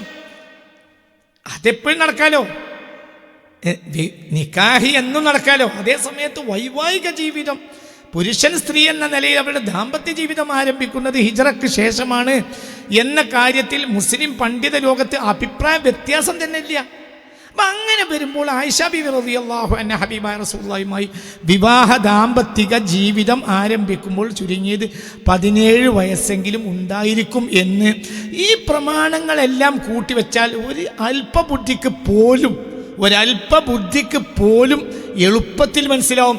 ഇങ്ങനെ മനസ്സിലാക്കിയ ധാരാളം അഹ്ലുസുന്നയുടെ ഉലമാ ഉണ്ട്, ഷിയാക്കളല്ല, മഹാന്മാരായ അഹ്ലുസുന്ന ഉലമാകൾ. ഈ വിഷയത്തിൽ അഹ്ലുസുന്നയുടെ ഉലമാക്കൾ ധാരാളം ഗ്രന്ഥങ്ങൾ ലോകത്ത് ഇതിനകം രചിച്ചിട്ടുണ്ട്. അങ്ങനെയൊക്കെ അഭിപ്രായങ്ങളുണ്ട്. അപ്പോൾ ഒരു ഗവേഷണം നടക്കുക എന്നാൽ എന്താണ്? ഗവേഷണം നടക്കൽ സ്വാഭാവികമായും ഒരു വിജ്ഞാനവും ഇരുമ്പൊലക്കല്ല, അതിലിനിയും പഠിക്കണം. ഇനി ഇതിൽ പഠിക്കുന്നത് കൊണ്ട് വല്ല പ്രശ്നമുണ്ടോ? ഒന്നുമില്ല. ഇതിൽ ഇസ്ലാമിക ശരീഅത്തിനെ മാറ്റി തിരുത്തേണ്ട വല്ല വിഷയമുണ്ടോ? ഇല്ല. ഇസ്ലാമിലെ അഖീദയിൽ മാറ്റി തിരുത്തേണ്ട വല്ല വിഷയമുണ്ടോ? ഒന്നുമില്ല. ഇതിൽ ഒരു വാതിൽ അടക്കൽ നടന്നിട്ടേ ഇല്ല. ഇത് ഇസ്ലാമിക ഫിഖ്ഹിനെയോ ഇസ്ലാമിക അഖീദയെയോ ഇസ്ലാമിക ഉസൂലിനെയോ മാറ്റിമറിക്കുന്ന എന്തെങ്കിലും ഇതിലുണ്ടോ? ഒന്നുമില്ല. ഇനി നബിയുടെ വൈവാഹിക ജീവിതം, ഈ വൈവാഹിക ജീവിതം നുബുവത്തിന് ഹിജ്റക്ക് മുമ്പെന്തായാലും എന്ത്, പിമ്പെന്തായാലും എന്ത്, ഏതഭിപ്രായ പ്രകാരം. ഇനി ആയിഷ ബീവി റളിയല്ലാഹു അൻഹാക്ക് വിവാഹിതയാകുമ്പോൾ ആയിഷ ബീവി റളിയല്ലാഹു അൻഹക്ക് 9 വയസ്സാണ്, അംഗീകരിക്കുന്നു. അങ്ങനെ അഭിപ്രായമുണ്ട്. വലിയൊരു വിഭാഗം പണ്ഡിതന്മാർ അങ്ങനെ അഭിപ്രായപ്പെട്ടിട്ടുണ്ട്. അവിടെയും ഇസ്ലാമിന് വല്ല പ്രശ്നമുണ്ടോ? ഒന്നുമില്ല. എന്തുകൊണ്ട്? ഒരു പെണ്ണിനെ സംബന്ധിച്ചിടത്തോളം പെൺകുട്ടി, പെണ്ണ്, ഇതിൽ വ്യത്യാസമുണ്ട്. എന്താണ് ഈ പെൺകുട്ടി? എന്താണ് പെണ്ണ്? ഋതുമതിയാകുന്നതോടുകൂടി പെണ്ണായി, അതിനും പെൺകുട്ടിയാണ്. അതായത് ഹൈള് വന്നു കഴിഞ്ഞാൽ ഒരു പുരുഷനെ പ്രാപിക്കാൻ സാധ്യത ഒരു പെണ്ണിന് വരിക എന്നതാണ്. ഒരു പെണ്ണിന് ഹൈളുണ്ടാവുക, ഋതുമതിയാവുക, ഋതുരക്തം ആ പെണ്ണിൽ നിന്ന് പ്രത്യക്ഷപ്പെടുക എന്നതിന്, ആ ഋതുരക്തം പ്രത്യക്ഷപ്പെടാനുള്ള എന്നത് ഒരു പുരുഷന് പാകപ്പെട്ടു എന്നതിന് അടിസ്ഥാനമാണ്. അതായാൽ പുരുഷന് പാകപ്പെട്ടു. അതുവരെ പെൺകുട്ടിയായിരുന്നു, പിന്നെ പെണ്ണായി. അപ്പോൾ ആയിഷ ബീബി റളിയല്ലാഹു അൻഹ 9 വയസ്സിലാണ് കല്യാണം കഴിച്ചത്. ഒരു പ്രശ്നമല്ല, മുഹയ്യളാണ്. ഹൈള് ഉണ്ടായതിനു ശേഷമാണ് ഹബീബ നബിയുമായി ദാമ്പത്യ ജീവിതം ആരംഭിക്കുന്നത്. അത് 12 ആണെങ്കിലും 15 9 ആയാലും 12 ആയാലും 15 ആയാലും 20 ആയാലും എത്രയായാലും ഹൈള് രക്തം പ്രത്യക്ഷപ്പെട്ട് ഒരു പുരുഷന് പാകപ്പെട്ടതിന് ശേഷമാണ് നബി സല്ലല്ലാഹു അലൈഹി വസല്ലമ തങ്ങൾ അവരുമായി ദാമ്പത്യ ജീവിതം ആരംഭിച്ചത് എന്ന കാര്യത്തിൽ യാതൊരു തർക്കവും ലോകത്തെവിടെയും ഇല്ല, എവിടെയും ആ തർക്കമില്ല. അപ്പോൾ ഇത് പ്രമാണങ്ങളുമായി വല്ല പ്രശ്നവും ഇതിനുണ്ടോ? ഇല്ല. 9,000 പ്രമാണങ്ങളുമായി ഒരു പ്രശ്നമില്ല. ഇനി 12 പ്രശ്നമോ ഇല്ല, 15 പ്രശ്നമോ ഇല്ല. ഡാറ്റാസ് പലതില്ലേ? തീർച്ചയായും ഉണ്ട്. ഒരു വിഷയത്തിൽ ഗവേഷണം നടക്കുന്ന എന്തിനാണ്? ആ വിഷയത്തിലൂടെ വീണ്ടും പല ഉപകാരങ്ങളും സമൂഹത്തിന് വീണ്ടും നേടിയെടുക്കാനുണ്ടാവും. അതിൻ്റെ വാതിലിന് തുറക്കരുത്. ഐഷാ ബീവിയുടെ വിവാഹത്തിൻ്റെ സമയത്തിൻ്റെ വാതിൽ തുറക്കരുത് എന്ന ഒരു ഇജ്മാഅ് മുസ്ലിം ലോകത്ത് ഇല്ല. അഹ്ലുസുന്നയുടെ പണ്ഡിതന്മാർ വിവിധങ്ങളായ ഗ്രന്ഥങ്ങൾ ഈ വിഷയത്തിൽ എഴുതിയിട്ടുണ്ട്, വിവിധങ്ങളായ ചർച്ചകൾ നടത്തിയിട്ടുണ്ട്. ഇതിലൊന്നും ഒരു പ്രശ്നമില്ല. ഇത് സംബന്ധമായി സ്വഹീഹുൽ ബുഖാരിയിൽ വന്ന റിപ്പോർട്ട് ഇങ്ങനെയാണ്: ഹദ്ദസനാ മുഅല്ല ഇബ്നു അസദിൻ حدثنا وهيب عن هشام بن عروة عن أبيه عن عائشة رضي الله عنها أن النبي صلى الله عليه وسلم تزوجها وهي بنت 6 سنين وبنى بها وهي بنت 9 سنين. قال هشام وأنبئت أنها كانت عنده صلى الله عليه وسلم 9 سنين. എന്താണ് ബഹുമാനപ്പെട്ട ഇമാം ബുഖാരി തങ്ങൾ പറയുന്നത്? ഹദ്ദസന മുഅല്ല ഇബ്നു അസദ്, വളരെ ചെയിൻ ഓഫ് ദി ഹദീസിൻ്റെ സനദ് വിശദീകരിച്ചതിന് ശേഷം അൻ ആയിഷത അന്ന നബിയ സല്ലല്ലാഹു അലൈഹി വസല്ലം, ഹബീബാ നബി സല്ലല്ലാഹു അലൈഹി വസല്ലം തസവ്വജഹ, ആയിഷ ബീവിയെ കല്യാണം കഴിച്ചു. വഹിയ ബിൻത് 6 സിനീൻ, അവർക്ക് അന്ന് 6 വയസ്സാണ്. അഥവാ നിക്കാഹ്, വിവാഹിതയായി ആയിഷ ബീവിയുമായി വിവാഹിതയാവുന്നത് അവർക്ക് അന്ന് 6 വയസ്സാണ്. എന്നാൽ അവരുടെ വൈവാഹിക, ഒരൊറ്റ മുറിയിൽ ഭാര്യ ഭർത്താവ് ഒരുമിച്ച് കൂടി അവർ വൈവാഹിക ദാമ്പത്യ ബന്ധം ആരംഭിക്കുമ്പോൾ, ജീവിതം ആരംഭിക്കുമ്പോൾ ഹബീബ നബി സല്ലല്ലാഹു അലൈഹി വസല്ലമ തങ്ങൾ ആയിഷ ബീവിയുമായി ദാമ്പത്യ ജീവിതം ആരംഭിക്കുമ്പോൾ അവർക്ക് 9 വയസ്സായിരുന്നു എന്ന്. 9 വയസ്സിൽ ആയിഷ ബീവി റളിയല്ലാഹു അൻഹ ഹബീബ നബി സല്ലല്ലാഹു അലൈഹി വസല്ലം അടുക്കലുണ്ട് എന്ന് എനിക്ക് വിവരം കിട്ടിയിട്ടുണ്ട്. ആരാ പറയുന്നത്? ഹിഷാം റളിയല്ലാഹു അൻഹു. ഇത് ഉദ്ധരിക്കുകയാണ് ഇമാം ബുഖാരി റളിയല്ലാഹു അൻഹു. 100% സത്യസന്ധമായ, 100% സ്വഹീഹായ ഹദീസാണ്. ബഹുമാനപ്പെട്ട സ്വഹീഹുൽ ബുഖാരിയിൽ ഒരു ഹദീസ് പോലും സ്വഹീഹല്ലാത്ത ഹദീസ് ഇല്ല. ഒരു ലഈഫായ ഹദീസ് സ്വഹീഹുൽ ബുഖാരിയിൽ ഇല്ല. ഈ വിഷയത്തിൽ യാതൊരു അഭിപ്രായ വ്യത്യാസവും എനിക്കില്ല. ഇമാം ബുഖാരി റളിയല്ലാഹു അൻഹുവിന് ഹദീസ് റിപ്പോർട്ടിൽ പിഴച്ചിട്ടുണ്ട് എന്ന വാദം എനിക്കില്ല. അങ്ങനത്തെ ഒരു വാദമില്ല. ഒരു ലഈഫായ ഹദീസ് ആണിത്, ഇല്ല.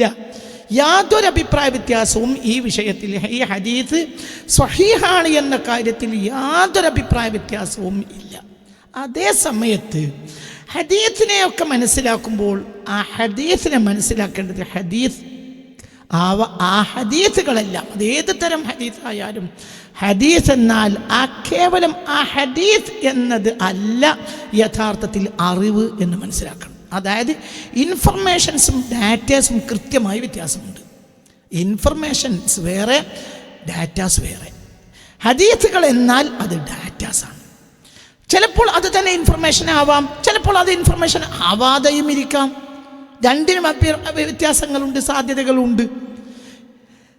ഡാറ്റാസ് തന്നെയാണ് ഇൻഫർമേഷൻസ് എന്ന് വിചാരിക്കുന്നത് യഥാർത്ഥത്തിൽ വഹാബി രീതിയാണ്, സുന്നി രീതിയല്ല. ഡാറ്റാസുകൾ കൃത്യമായും ശരിയായിരിക്കും. അതേസമയത്ത് ആ ഡാറ്റാസിനെ അനുവർത്തിച്ചിട്ടുള്ള ഇൻഫർമേഷൻസോ അതിന് തികച്ചും വ്യത്യസ്തമായിരിക്കും. ഇതാണ് സുന്നി രീതി. എന്നാൽ ഡാറ്റാസിനെ നിഷേധിക്കുന്നുണ്ടോ? ഒരിക്കലും നിഷേധിക്കുന്നില്ല. ഇവിടെ നമ്മൾ ഗൗരവമായി മനസ്സിലാക്കേണ്ടത് ഇത് വളരെ സത്യമായ ഒരു കാര്യമാണ്. ഞാൻ രണ്ടിനും വ്യാഖ്യാനങ്ങൾ പറയാം. സത്യസന്ധമായ ആർക്കും നിഷ്പക്ഷമായി വിലയിരുത്താൻ കഴിയാവുന്ന അഭിപ്രായങ്ങൾ പറയാം. ബഹുമാനപ്പെട്ട ഈ വിഷയത്തിൽ, ഈ ഹദീസിൻ്റെ വിഷയത്തിൽ ഇതാണ് ഖണ്ഡിതം. ഇത് സ്വഹീഹുൽ ബുഖാരിയിൽ വന്ന റിപ്പോർട്ടാണ്. ഇത് 100% സ്വഹീഹാണ്. സ്വഹീഹ് മുസ്ലിമിൽ വന്ന റിപ്പോർട്ടാണ്, 100% സ്വഹീഹുമാണ്. ഇതും സ്വഹീഹാണ് എന്ന കാര്യം മുത്തഫഖുൻ അലൈഹിയാണ്. ഇതിൽ യാതൊരു ഇമാം ബുഖാരി തങ്ങൾ റിപ്പോർട്ടാണ്, ഇനി അപ്പുറത്തും ഇമാം മുസ്ലിമിലുമുണ്ട്. യാതൊരു തർക്കവും ഈ വിഷയത്തിൽ ഇല്ല. അതേ സമയത്ത് ഇതാണ് ഇൻഫർമേഷൻ എങ്കിൽ, ഇതാണ് ഇൽമ്, ഇതിൽ ഈ വിഷയത്തിലുള്ള അവസാനത്തെ ഖണ്ഡിതമായ വിവരം ഇതാണ് എങ്കിൽ പിന്നെ ഉലമാക്കൾക്കിടയിൽ എങ്ങനെയാണ് തർക്കം ഉണ്ടാവുക? ഉലമാക്കൾ രണ്ടഭിപ്രായം പറയാൻ പാടില്ലല്ലോ.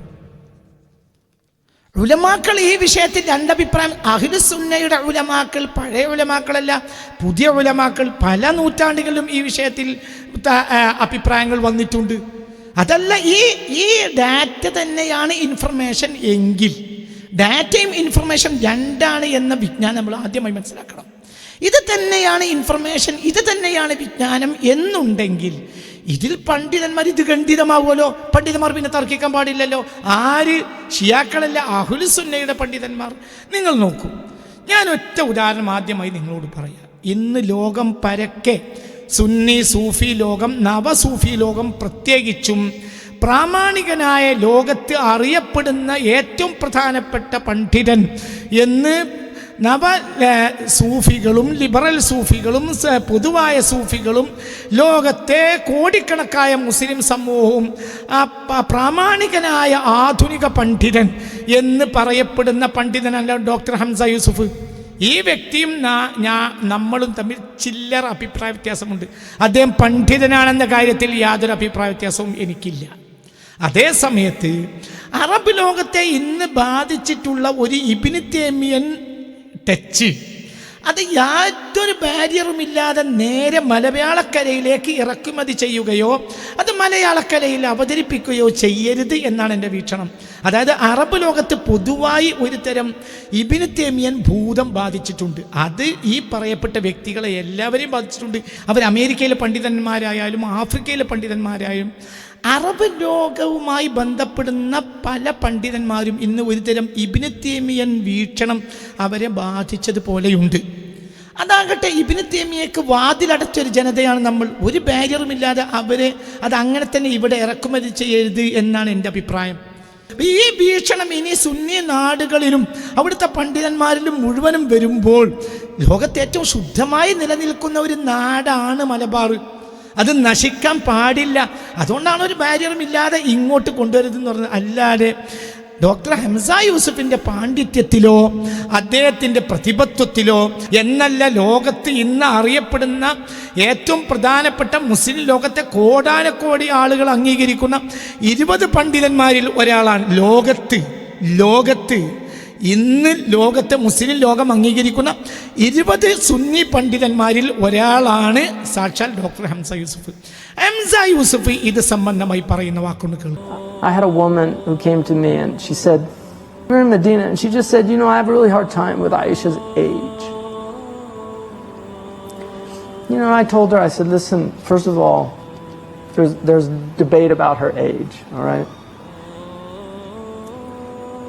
You know, it's undeniable that Allah chose her to be in that position, whether she was 12 or 16 or 18. There are different narrations. Or whether she was 9, that wasn't a problem for. After her death, he contracted the marriage with the daughter of the Truthful One, also Sauda, and that you'll get khilaf in the Sirah literature.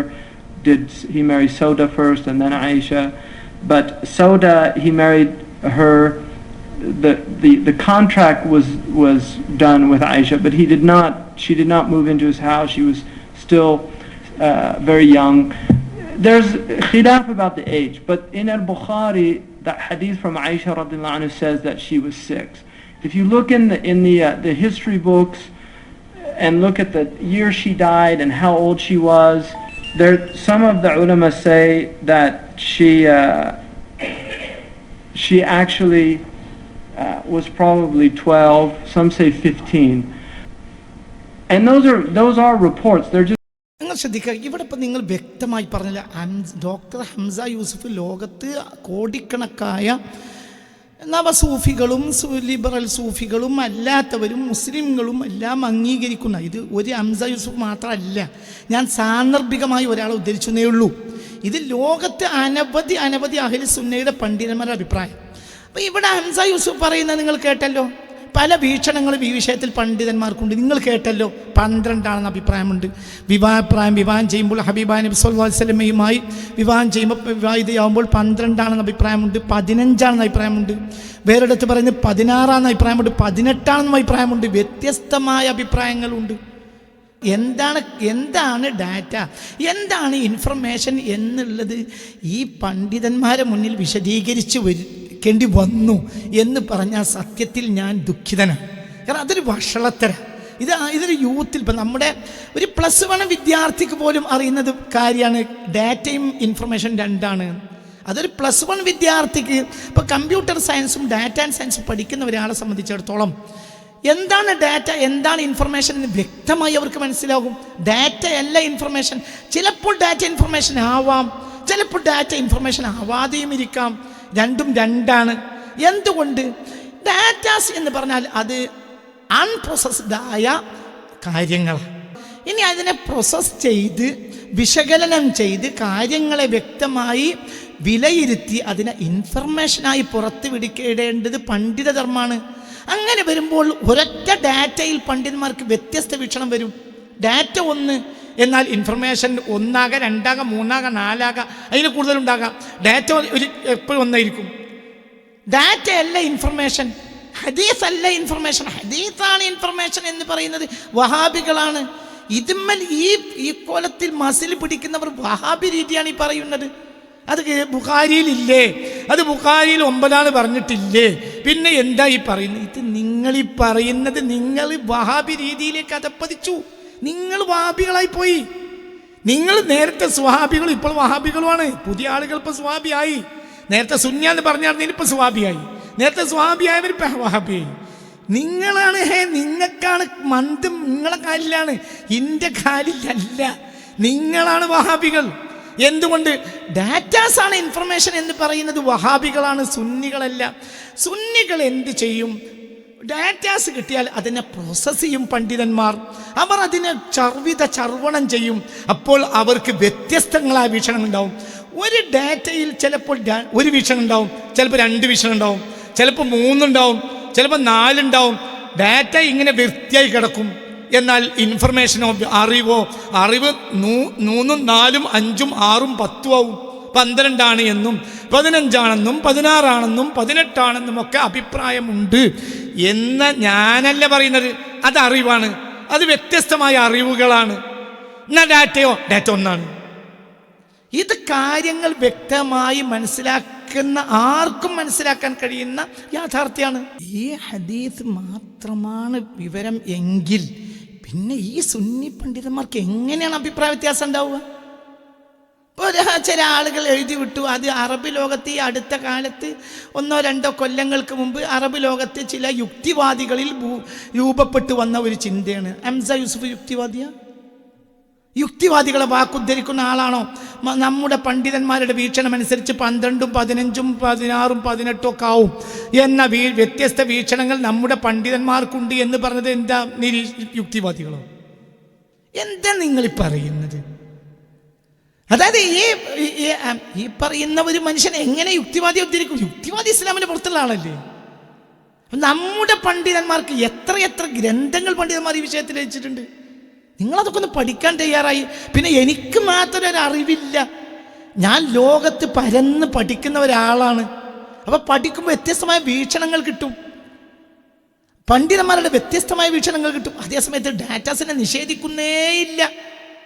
ഇത് ഏതോ യുക്തിവാദികൾ പറയുക പഴകി പുളിച്ച കാര്യം ഇവിടെ അവതരിപ്പിക്കുകയാണ്. എന്താ മനുഷ്യന്മാരെ നിങ്ങളീ പറയുന്നത്? പല പണ്ഡിതന്മാർക്കും ഈ വിഷയത്തിൽ വ്യത്യസ്ത വീക്ഷണങ്ങളില്ലേ?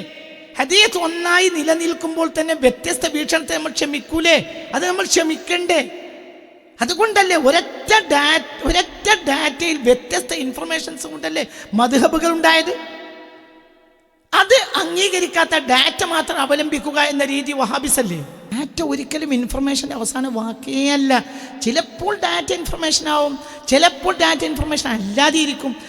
പണ്ഡിതന്മാർ വ്യത്യസ്തമായി ആയിഷാബിയുടെ വിവാഹത്തിൽ അഹ്ലുസുന്നയുടെ പണ്ഡിതന്മാർക്ക് വ്യത്യസ്ത വീക്ഷണങ്ങളുണ്ട് എന്ന് പറഞ്ഞ എന്തുകൊണ്ടാണ്?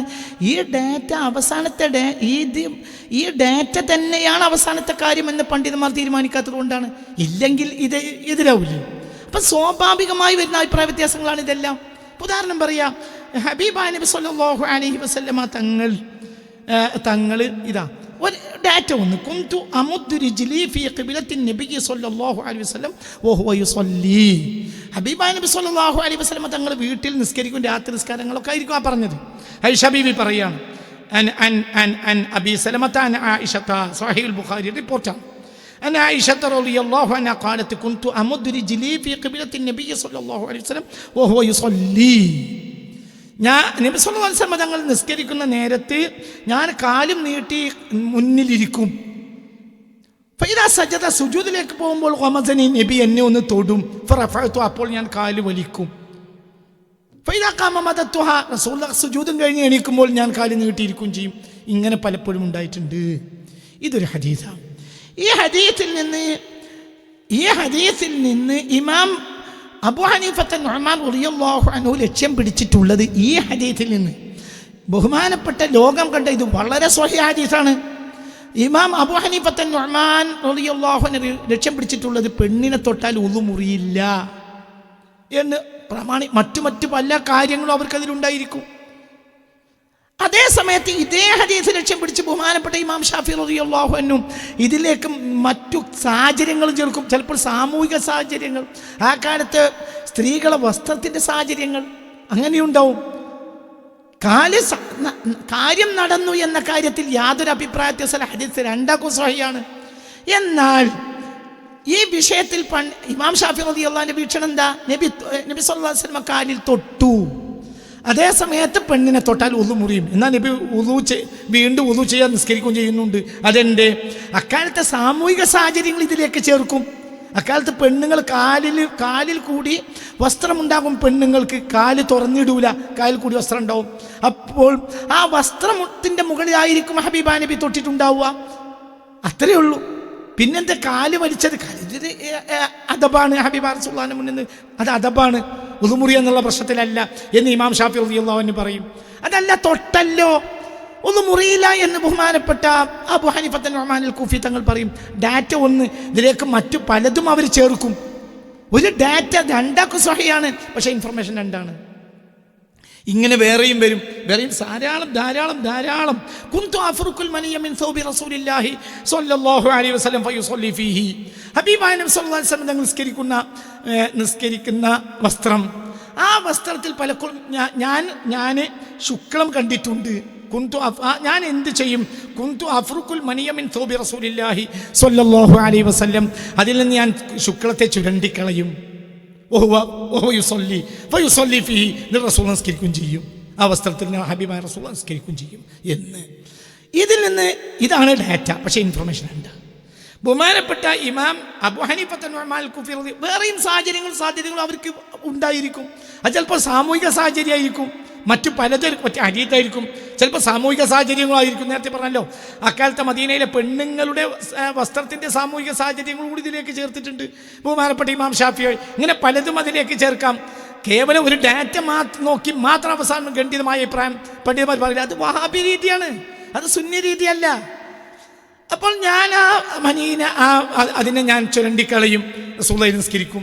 ഈ ഹദീസിൽ നിന്ന് രണ്ട് ലക്ഷ്യമുണ്ട്. ബഹുമാനപ്പെട്ട അബൂ ഹനീഫത്ത് നുഅ്മാൻ അൽ കൂഫി റളിയല്ലാഹു അൻഹു വീക്ഷണം അനുസരിച്ച് മനി നജസാണ്. ഇതേ ഹദീസിന്റെ വീക്ഷണത്തിൽ ബഹുമാനപ്പെട്ട ഇമാം ശാഫിഈ റളിയല്ലാഹു അൻഹു വീക്ഷണത്തിൽ മനി ത്വാഹിറാണ്. മറ്റു പല ഡാറ്റാസ് ഇതിലേക്ക് അവർ ചേർക്കുന്നുണ്ടായിരിക്കും. അതായത് ഡാറ്റാസ് ഒരിക്കലും ഇൻഫർമേഷൻ്റെ അവസാനമല്ല. ഡാറ്റാസ് മാത്രമാണ് ഇൻഫർമേഷൻ എങ്കിൽ ഒരിക്കലും വ്യത്യസ്തമായ പണ്ഡിത വീക്ഷണങ്ങൾ ഉണ്ടാവില്ല.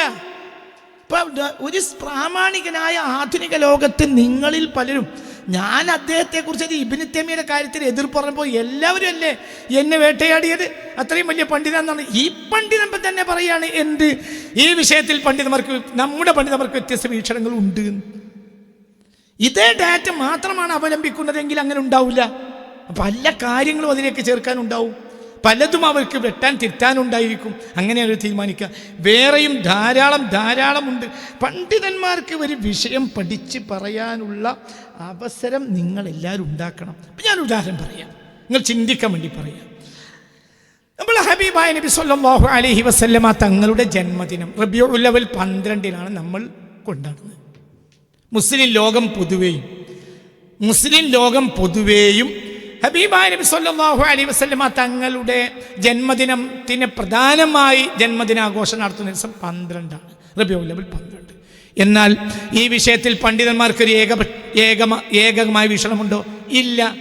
റസൂലുള്ളാഹി എന്നാ ജനിച്ചത്? പ്രാമാണിക മുഹദ്ദിഥീങ്ങൾക്ക് വ്യത്യസ്ത അഭിപ്രായമുണ്ട്. പ്രാമാണികരായ ചില മുഹദ്ദിഥീങ്ങൾക്ക് ഹബീബായ റസൂലുള്ളാഹി ജനിച്ചത് റബീഉൽ അവ്വൽ 8 എന്ന അഭിപ്രായമുണ്ട്. റബീഉൽ അവ്വൽ 1 അഭിപ്രായമുണ്ട്. പ്രാമാണികരായ മുഹദ്ദിഥീങ്ങളിൽ ചിലർക്ക്, ചില താരീഖികൾക്ക്, ചില മുഹദ്ദിഥുകൾക്ക്, ലോകം കണ്ട ചില മുഹദ്ദിഥുകൾക്ക് അഭിപ്രായമുണ്ട് ഹബീബായ റസൂലുള്ളാഹി ജനിച്ചത് റബീഉൽ അവ്വൽ 12 8 17 അഭിപ്രായമുള്ളവരുണ്ട്. പല വീക്ഷണങ്ങളുണ്ട് ഈ വിഷയത്തിൽ. നമ്മൾ വീക്ഷണങ്ങളാണ് എടുത്തു നോക്കിയാൽ റബീഉൽ അവ്വൽ 1 മുതൽ 30 വരെയും ഈ വിഷയത്തിൽ വ്യത്യസ്ത വീക്ഷണങ്ങൾ പണ്ഡിതന്മാർക്ക് കാണാൻ കഴിയും.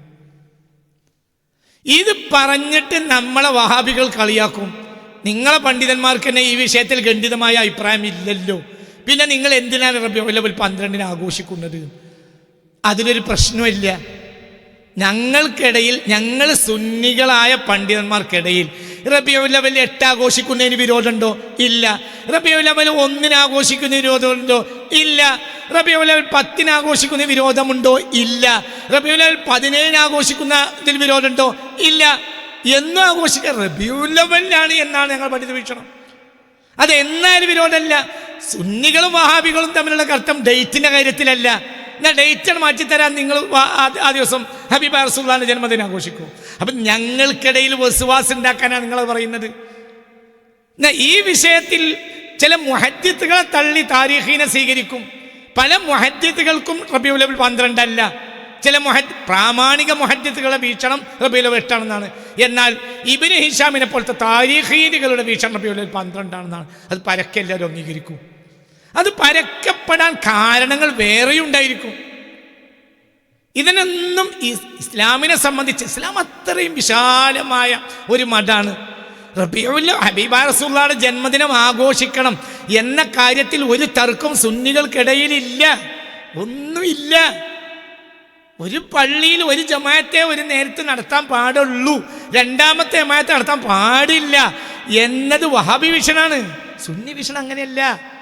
ഒരേ മസ്ജിദുൽ ഹറാമിൽ ഒരേ സമയത്ത് ഷാഫിഈ മുസല്ലയിൽ നിസ്കാരം, മറ്റൊരു ഇമാമ് അപ്പുറത്ത് ഹനഫി മുസല്ലയിൽ നിസ്കാരം, അപ്പുറത്ത് വേറൊരു ജിഹത്തിൽ മാലിക്കി മുസല്ലയിൽ നിസ്കാരം, മറ്റൊരു സ്ഥലത്ത് ഭാഗത്ത് വേറൊരു സ്ഥലത്ത് ഹംബലി മുസല്ലയിൽ നിസ്കാരം.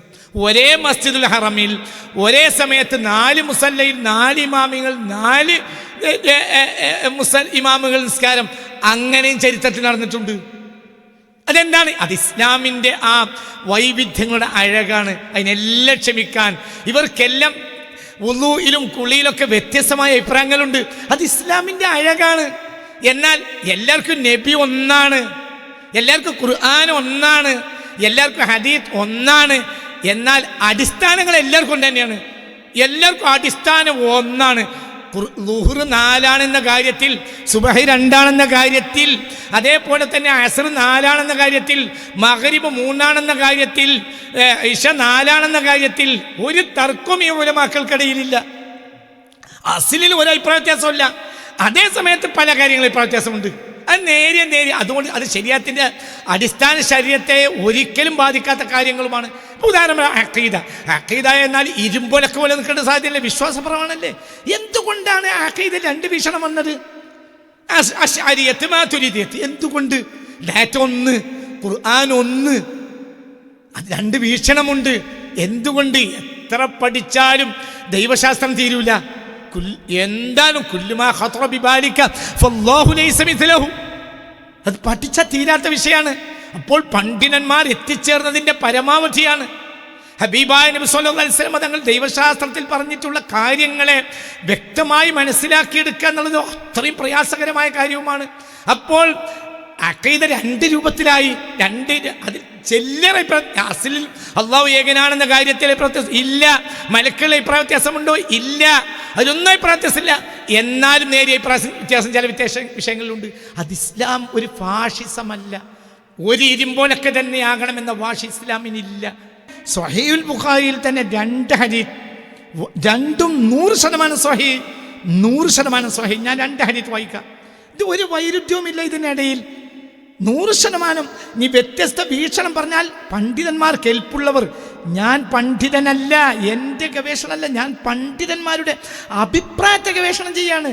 പണ്ഡിതന്മാരുടെ ആറാളുകൾ, അഭിപ്രായങ്ങൾ ഈ വിഷയത്തിൽ പുതിയ കാലഘട്ടത്തിൽ അങ്ങനെ നമ്മൾ ചെയ്യേണ്ടി വരും. അതിൻ്റേതായ ചില ഗുണങ്ങളുണ്ടെന്ന് നിങ്ങൾക്ക് പിന്നീട് ബോധ്യപ്പെടും. ഇപ്പോൾ എന്തുകൊണ്ടാണ് ഞാനത് ചെയ്തത് എന്ന് നിങ്ങൾക്ക് പിന്നീട് ബോധ്യപ്പെടും. അത് കാലഘട്ടത്തിന് അനിവാര്യതയാണ്, ചെയ്തേ മതിയാകൂ. അത് എൻ്റെ ഗവേഷണമല്ല, പണ്ഡിതന്മാരുടെ ആറാളുകൾ ഗവേഷണങ്ങളെ ഞാൻ അവലംബിക്കുകയാണ്. അവർ ഒരിക്കലും യുക്തിവാദിയല്ല, അവർ ചേകനൂരല്ല, എന്നെ ചേകനൂർ എന്ന് പറഞ്ഞോ. അതേസമയത്ത് ഹംസ യൂസുഫ് ചേകനൂരാന്ന് നീ പറയൂ, അവരൊക്കെ ഖാദിയാനി. അതെന്താ ഈ പറയുന്നത്?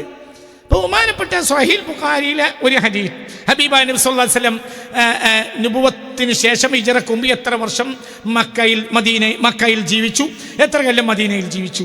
ഈ വിഷയത്തിൽ ഒന്നിലധികം റിപ്പോർട്ടുകൾ സ്വഹീഹ് ബുഖാരിയിൽ കാണാം. എന്നാൽ 100% ഈ രണ്ട് ഹദീസും സ്വഹീഹാണ്. ഈ വ്യത്യസ്തമായ രണ്ട് ഡാറ്റാസും 100% സ്വഹീഹാണ്. ഒരു ദഈഫ് ഇല്ല, അഭിപ്രായക്കേടും ഈ വിഷയത്തിലില്ല. ഞാൻ ഹദീസിനെ ഇങ്ങനെ വായിക്കാം. ഹദ്ദസനാ അഹ്മദ് ബിൻ അബി റജാ ഹദ്ദസനാ النضر عن هشام عن كريم عن ابن عباس رضي الله عنهما قال انزل على رسول الله صلى الله عليه وسلم وهو ابن 40 فمكث 13 سنة ثم أمر بالهجرة فهاجر إلى المدينة فمكث بها 10 سنين ثم توفي صلى الله عليه وسلم. ഇപ്പോൾ സ്വഹീഹ് ബുഖാരിയുടെ ഹദീസാണിത്. ആരാണ് ഈ ഹദീസ്, ആര് വഴിയാണ് ഈ ഹദീസ് ഇമാം ബുഖാരിക്ക് കിട്ടുന്നത്? മഹാനായ ഇബ്നു അബ്ബാസ് റളിയല്ലാഹു അൻഹു വഴിയായി റളിയല്ലാഹു അൻഹുമ. അവർ പറയാണ് എന്ത്? ഹബീബായ നബി സല്ലല്ലാഹു അലൈഹി വസല്ലം തങ്ങൾക്ക് ഉൻസില അലാ റസൂലില്ലാഹി സല്ലല്ലാഹു അലൈഹി വസല്ലം വഹുവ ഇബ്നു 40 40 വയസ്സായപ്പോൾ ഫമക്കസ ഹബീബായ റസൂലുള്ളാഹിക്ക് നുബുവത്ത് കിട്ടി. ഫമക്കസ 13 സന, പിന്നെ മക്കയിൽ നബി സല്ലല്ലാഹു അലൈഹി വസല്ലം 13 വർഷം ജീവിച്ചു. സുമ്മ ഉമിറ ബിൽ ഹിജ്റ, പിന്നെ ഹിജ്റ കൽപ്പന വന്നു. ഫഹാജറ ഇലൽ മദീന, അങ്ങനെ മദീനയിലേക്ക് ഹിജ്റ പോയി.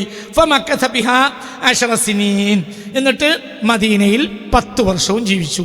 അതായത് മക്കയിൽ 13 വർഷം നുബുവത്തിന് ശേഷം, പിന്നെ മദീനയിൽ 10 വർഷവും. സുമ്മ തൂഫിയ സല്ലല്ലാഹു അലൈഹി വസല്ലം, പിന്നെ റസൂലുള്ളാഹി വഫാത്തായി. അപ്പോൾ ആദ്യം മക്കയിൽ 40 വയസ്സിൽ നുബുവത്ത് കിട്ടി. പിന്നെ മദീനയിൽ മക്കയിൽ 13, അപ്പോൾ 53, പിന്നെ മദീനയിൽ 10, അപ്പോൾ 63. അപ്പോൾ അങ്ങനെ റസൂലുള്ളാഹി വഫാത്തായി. ഇത് ഇബ്നു അബ്ബാസ് റളിയല്ലാഹു അൻഹു വഴി കിട്ടിയ ഒരു ഡാറ്റ. അങ്ങനെ തന്നെ സ്വഹീഹ് ബുഖാരി ഇമാം ബുഖാരി തങ്ങൾ രേഖപ്പെടുത്തിയിട്ടുണ്ട്. ഇനി മറ്റൊരു ഹദീസ്, അതേ സ്വഹീഹ് ബുഖാരി 100% സ്വഹീഹാണ്, 100% സ്വഹീഹാണ്. എന്താണ് അതിലുള്ളത്? അതിൽ 10 എന്നാണ്, 13 എന്നല്ല, വേറെയാണ്. എന്നാ സ്വഹീഹല്ലേ? 100% സ്വഹീഹാണ്. سمعت أنس بن مالك عن ربيعة بن أبي عبد الرحمن قال سمعت أنس بن مالك يصف النبي صلى الله عليه وسلم എന്ന് പറഞ്ഞ് അവിടെ പറയുന്നത് ഉൻസില അലൈഹി, ഹബീബ റസൂലുള്ളാഹിക്ക് നുബുവത്ത് കിട്ടി. വഹുവ ഇബ്നു 40, അന്ന് 40 വയസ്സാണ്. ഫമക്കസ ബിമക്കത 10 സിനീൻ യുൻസലു അലൈഹി, നുബുവത്ത് ഹബീബ റസൂലുള്ളാഹിക്ക് ഖുർആൻ ഇറക്കി കിട്ടിക്കൊണ്ട് തന്നെ നബി സല്ലല്ലാഹു അലൈഹി വസല്ലം മക്കയിൽ 10 വർഷം ജീവിച്ചു. വബിൽ മദീനത്തി 10 സിനീൻ, മദീനയിൽ 10 കൊല്ലവും, മക്കയിൽ 10 കൊല്ലവും, മദീനയിൽ 10 കൊല്ലവും. അപ്പോൾ ഹദീസിൻ്റെ ശരീരം നമ്മൾ നമ്മൾ നോക്കുമ്പോൾ മക്കയിൽ 10 കൊല്ലവും, മദീനയിൽ 10 കൊല്ലവും. എന്നിട്ട് എന്ന് പറഞ്ഞ ഹബീബ റസൂലുള്ളാഹി 10 കൊല്ലം നുബുവത്ത് കിട്ടി. പിന്നെ 10 കൊല്ലം മക്കയിൽ, പിന്നെ 10 കൊല്ലം മദീനയിൽ എന്നാണ് പറയുന്നത്. അപ്പോൾ ഈ ഹദീസ് ഇതിൻ്റെ പ്രത്യക്ഷമാണ് വായിക്കുമ്പോൾ ഇതാണ് ഡാറ്റ. സ്വഹീഹല്ലേ? 100% സ്വഹീഹാണ്. പക്ഷെ അത് ഇൻഫർമേഷൻ അല്ല. അത് ആ ഹദീസിന്റെ ശരീരമാണ് വായിച്ച് നോക്കിയാൽ അത് ഇൻഫർമേഷനായി പണ്ഡിതന്മാർ കണക്കാക്കൂല. ഇമാം ബുഖാരിക്ക് തന്നെ അത് ഇൻഫർമേഷൻ അല്ല. അപ്പം അതായത് നുബുവത്ത് 40, പിന്നെ മക്കയിൽ 10, മദീനയിൽ 10, അപ്പോൾ 10 10 20, അപ്പോൾ 60 വഫാത്തായി എന്നാണ് പ്രത്യക്ഷത്തിൽ കാണുന്നത്. അങ്ങനെയാണ് പ്രത്യക്ഷത്തിൽ ഹദീസിന്റെ മത്തൻ അങ്ങനെയാണ്. എന്നാലോ ഇമാം ബുഖാരിക്ക് അങ്ങനെ അഭിപ്രായമുണ്ടോ? ഇല്ല. ഇത് കളക്ഷൻസ് ആണ്. ഇത് ഇമാം ബുഖാരിയുടെ അഭിപ്രായമല്ല. ഒരു കാര്യം കളക്ഷൻ. പിന്നെ എന്തുകൊണ്ടാ കളക്ഷൻ? ഇമാം ബുഖാരി നമ്മളല്ല, ഇമാം ബുഖാരി പക്ഷപാതിയല്ല.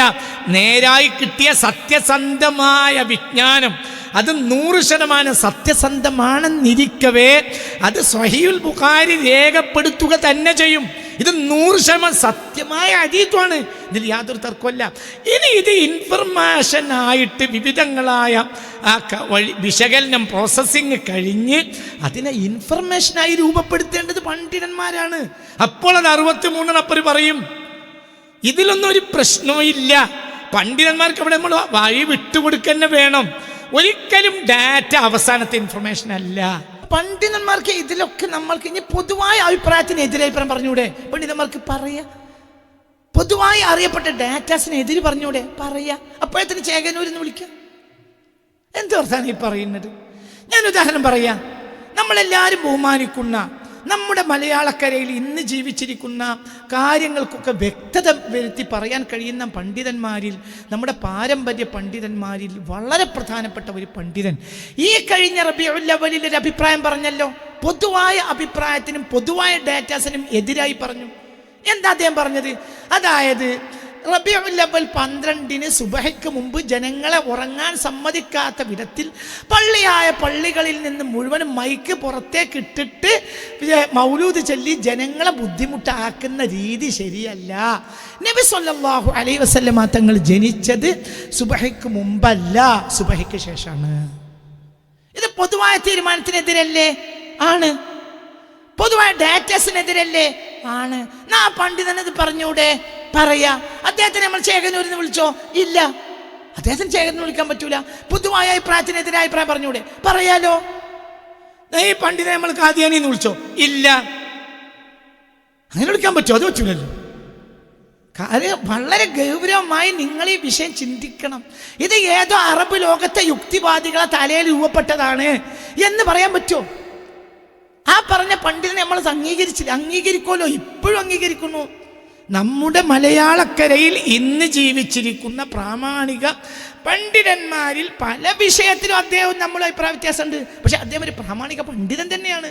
പണ്ഡിതനെ അദ്ദേഹത്തിന് കിട്ടുന്ന ഡാറ്റാസിനനുസരിച്ചും മറ്റുള്ള സാഹചര്യ തെളിവുകളിലേക്ക് ചേർത്ത് അദ്ദേഹത്തിന് അഭിപ്രായം രൂപപ്പെടുത്താവുന്നതാണ്.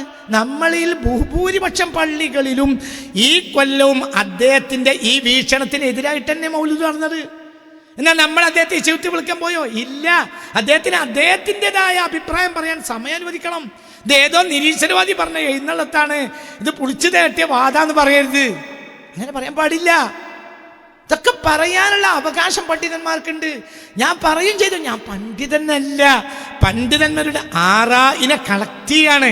ഇന്നല്ലെങ്കിൽ നാളെ സൊസൈറ്റിക്ക് അതിൽ ഉപകാരം ഉണ്ടാവും. ഇന്നേ ഉപകാരമുണ്ട്. അതേ സമയത്ത് ഇത് അവസാനത്തെ ഖണ്ഡിതമായ വാക്കല്ല. അങ്ങനെ എവിടെ നിങ്ങൾ എൻ്റെ വാക്കിന് മനസ്സിലാക്കിയിട്ടുണ്ടെങ്കിലും എൻ്റെ ഭാഗത്ത് വന്ന തെറ്റാണ്. അങ്ങനെയില്ല. അത് വളരെ ഗൗരവമായി മനസ്സിലാക്കണം. ഇതൊക്കെ പറയാനുള്ള അഭിപ്രായങ്ങൾ പണ്ഡിതന്മാർക്കുണ്ട്. എന്നാ ഡാറ്റാസോ ഹബീബാ റസൂലുള്ളാഹി സ്വല്ലല്ലാഹി അലൈഹി വസല്ലം സുബഹയ്ക്ക് മുമ്പാണ് ജനിച്ചത്.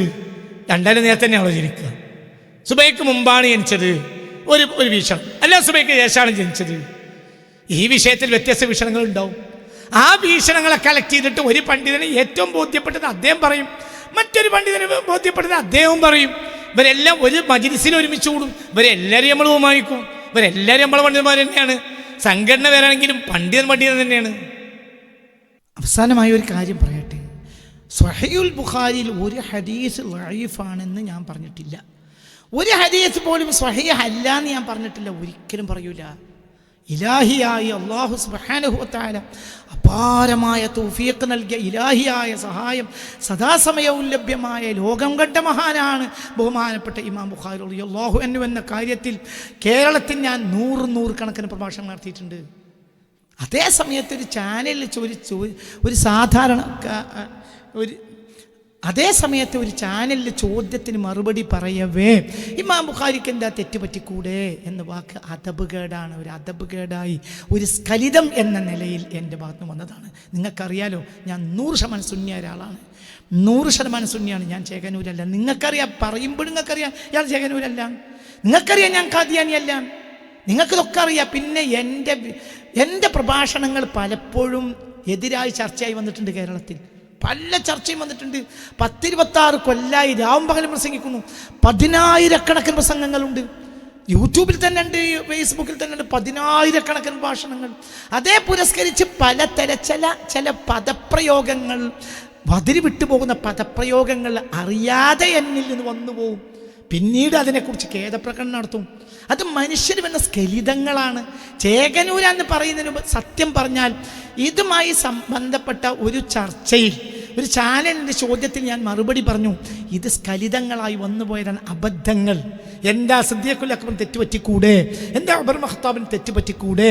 എന്താ ശംസുലമക്ക് തെറ്റുപറ്റിക്കൂടെ? ഇതൊക്കെ എൻ്റെ വന്നുപോയ അബദ്ധങ്ങളാണ്. അത് അബദ്ധമായി, അതായത് അദബ് കെട്ട വാക്കുകൾ. വസ്തുത സത്യമാണ്, അതേ സമയത്ത് അത് അദബ് കെട്ട വാക്കാണ്, ഒരിക്കലും പറയാൻ പാടില്ല. അത് എഡിറ്റ് ചെയ്ത് വൃത്തിയായിട്ടാണ് പ്രസിദ്ധീകരിക്കേണ്ടത്. ആ ചാനലുകാർ തന്നെ എന്നോട് പറയുകയും ചെയ്തതാണ് എഡിറ്റ് ചെയ്യണം. എഡിറ്റ് ചെയ്യാൻ എനിക്ക് അയച്ചു തരുകയും ചെയ്തു. പക്ഷേ എൻ്റെ തിരക്ക് കാരണം അത് എഡിറ്റ് ചെയ്യാൻ എനിക്ക് കഴിഞ്ഞില്ല. എഡിറ്റ് ചെയ്യണമെന്ന് എനിക്കുണ്ടായിരുന്നു, അപ്പോൾ എഡിറ്റ് ചെയ്യാൻ കഴിഞ്ഞില്ല. അവരങ്ങനത്തെ പ്രസിദ്ധീകരിച്ചു, അവർ കുറ്റക്കാരുമല്ല.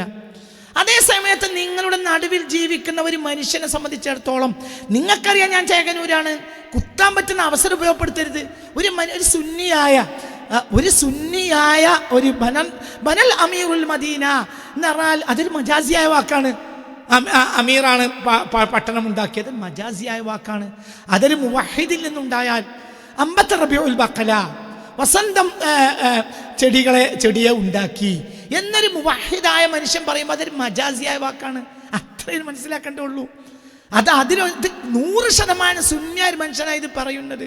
അപ്പോൾ വാക്കിൽ വന്ന സ്ഖലിതമാകാം.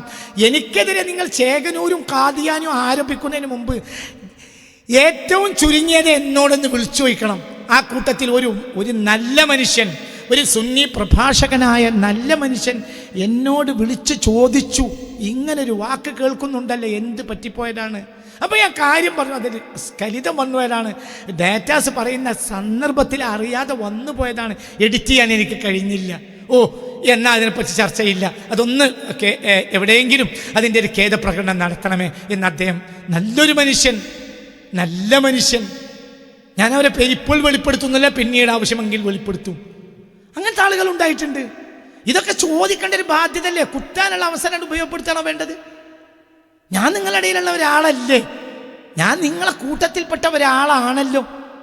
എങ്ങനെയെങ്കിലും ഒരു മനുഷ്യനെ ഇല്ലാതാക്കാനുള്ള അവസരം ഉപയോഗപ്പെടുത്തുക. ഒരു സംഘം ആളുകൾ കഴിഞ്ഞ 2024 ഹാലോവിൻ ഡേയിൽ ഒക്ടോബർ 31 ലോകം മുഴുവനും പിശാചിൻ്റെ ദിവസമായി കണക്കാക്കപ്പെടുന്ന ദിവസമാണ് ഹാലോവിൻ ഡേ.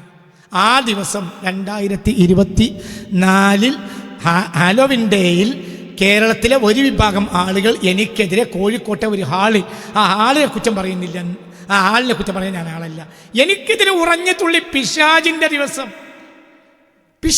ദിവസം തന്നെയാണ് ഉറഞ്ഞു തുള്ളിയത്. ഇപ്പൊ വീണ്ടും അവർ ഉറഞ്ഞു തുള്ളി.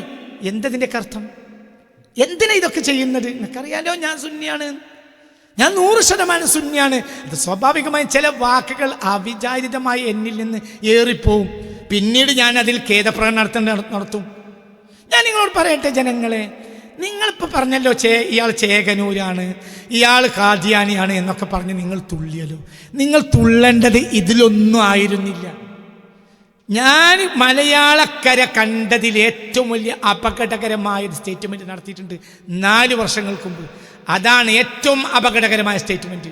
അത് 2 പക്ഷത്താണെങ്കിലും അപകടകരമാണ്. ഞാൻ ആരോപിച്ച സൈഡിലാണത് യാഥാർത്ഥ്യമെങ്കിൽ ഏറ്റവും അപകടകരമാണ്. എൻ്റെ സൈഡിലാണ് അബദ്ധമെങ്കിൽ അതും അപകടകരമാണ്. അതുപോലെ ഒരു സ്റ്റേറ്റ്മെൻറ്റ് എൻ്റെ ജീവിതത്തിൽ നടത്തിയിട്ടില്ല. നിങ്ങൾ ഒരാൾ എന്ന് വേണ്ടിയില്ല. ഞാൻ എന്താണ് സ്റ്റേറ്റ്മെൻറ്റ് പറയാം?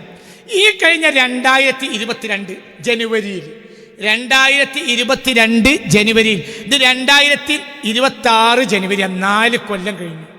എന്താണ് ഞാൻ നടത്തിയ സ്റ്റേറ്റ്മെൻറ്റ്?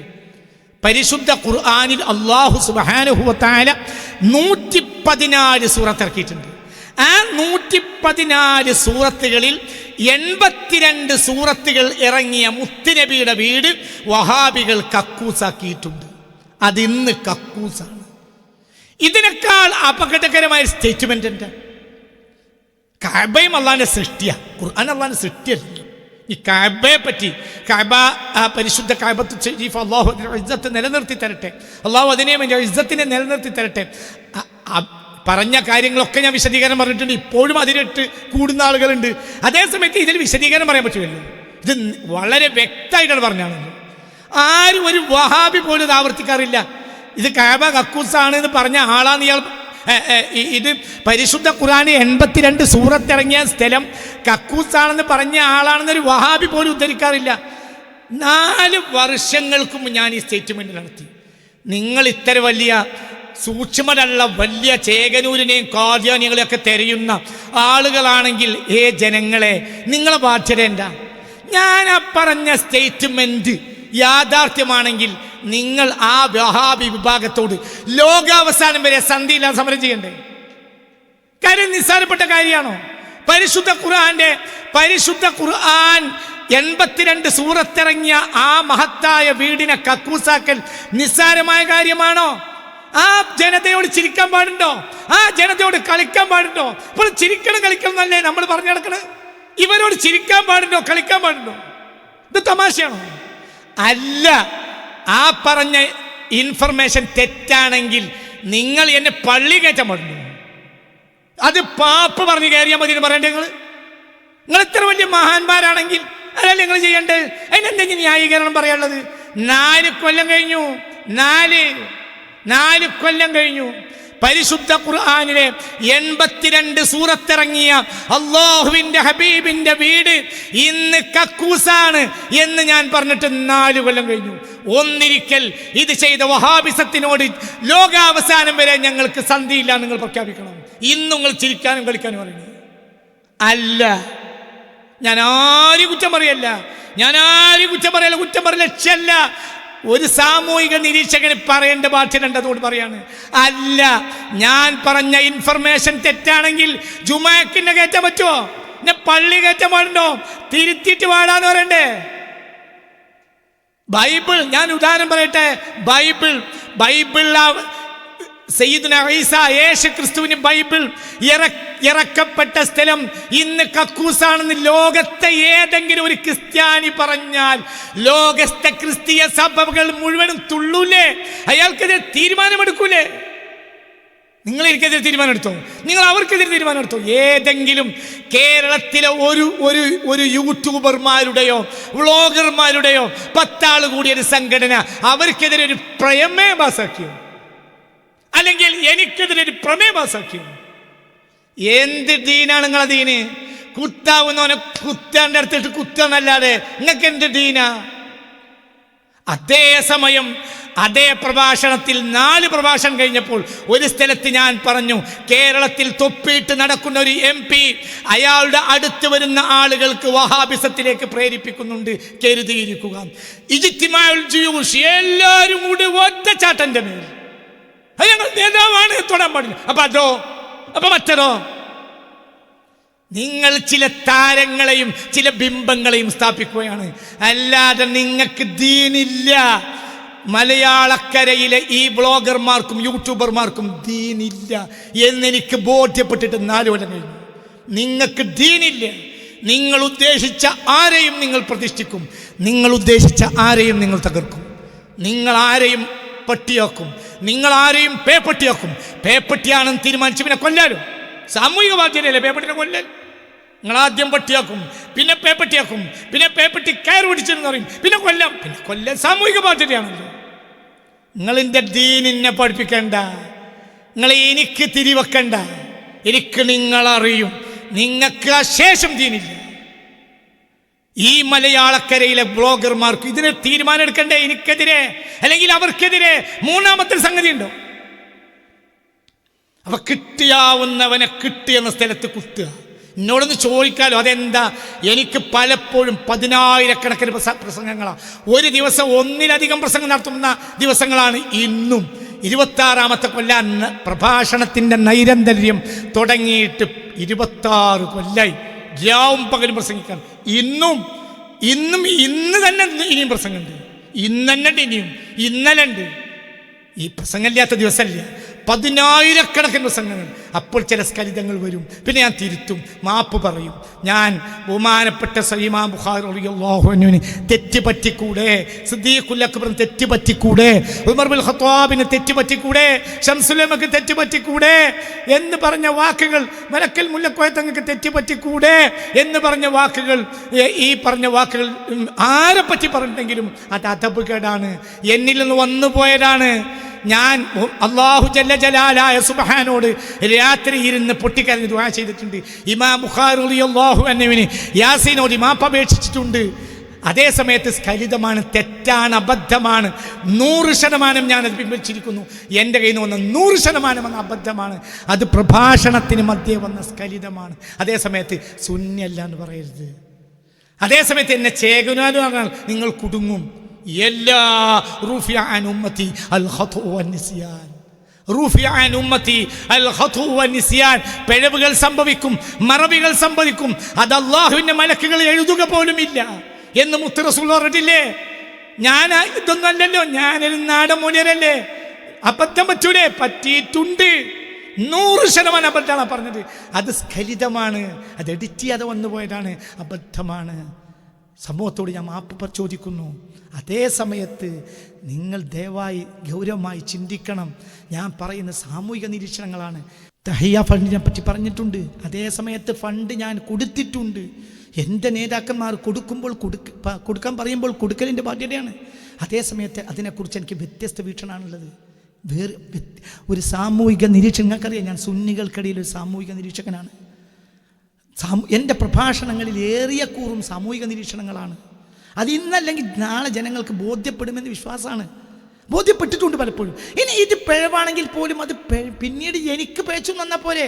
അതേ സമയത്ത് ഞാൻ പറഞ്ഞ സത്യമാണ്, സമൂഹത്തിന് പേച്ചാലോ? എന്താ ഞാൻ അങ്ങനെ പറയാൻ കാരണം?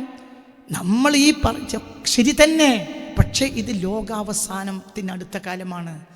The rise of western civilisation വന്നു കഴിഞ്ഞു. ദി റൈസ് ഓഫ് വെസ്റ്റേണിസം വന്നു കഴിഞ്ഞു. പടിഞ്ഞാറിൻ്റെ സൂര്യോദയം വന്ന് കഴിഞ്ഞിട്ടുണ്ട്. പടിഞ്ഞാറിന് 2 തരം സൂര്യോദയമുണ്ട് എന്ന് ഈ കഴിഞ്ഞ വർഷങ്ങളിൽ എത്ര സ്ഥലത്താണ് ഞാൻ പ്രസംഗം നടത്തത്. അതിന് ഫിസിക്കലായ ഒരു റൈസുമുണ്ട്, ഒരു സ്പിരിച്വലായ റൈസുമുണ്ട്. 2 തരം സൂര്യോദയങ്ങൾ പടിഞ്ഞാറുണ്ട്. അതേ സമയത്ത് ഫിസിക്കലായ സൂര്യോദയം ലോകാവസാനത്തിൻ്റെ തൊട്ട് മണിക്കൂറിലായിരിക്കാം സംഭവിക്കുക. അതേ സമയത്ത് സ്പിരിച്വലായ സൂര്യോദയം അത് വന്നു കഴിഞ്ഞു. അതാണ് ഇന്ന് നമ്മൾ ഈ റൈസ് ഓഫ് വെസ്റ്റേണിസം അത് നമ്മളെ ബാധിച്ചു കഴിഞ്ഞു.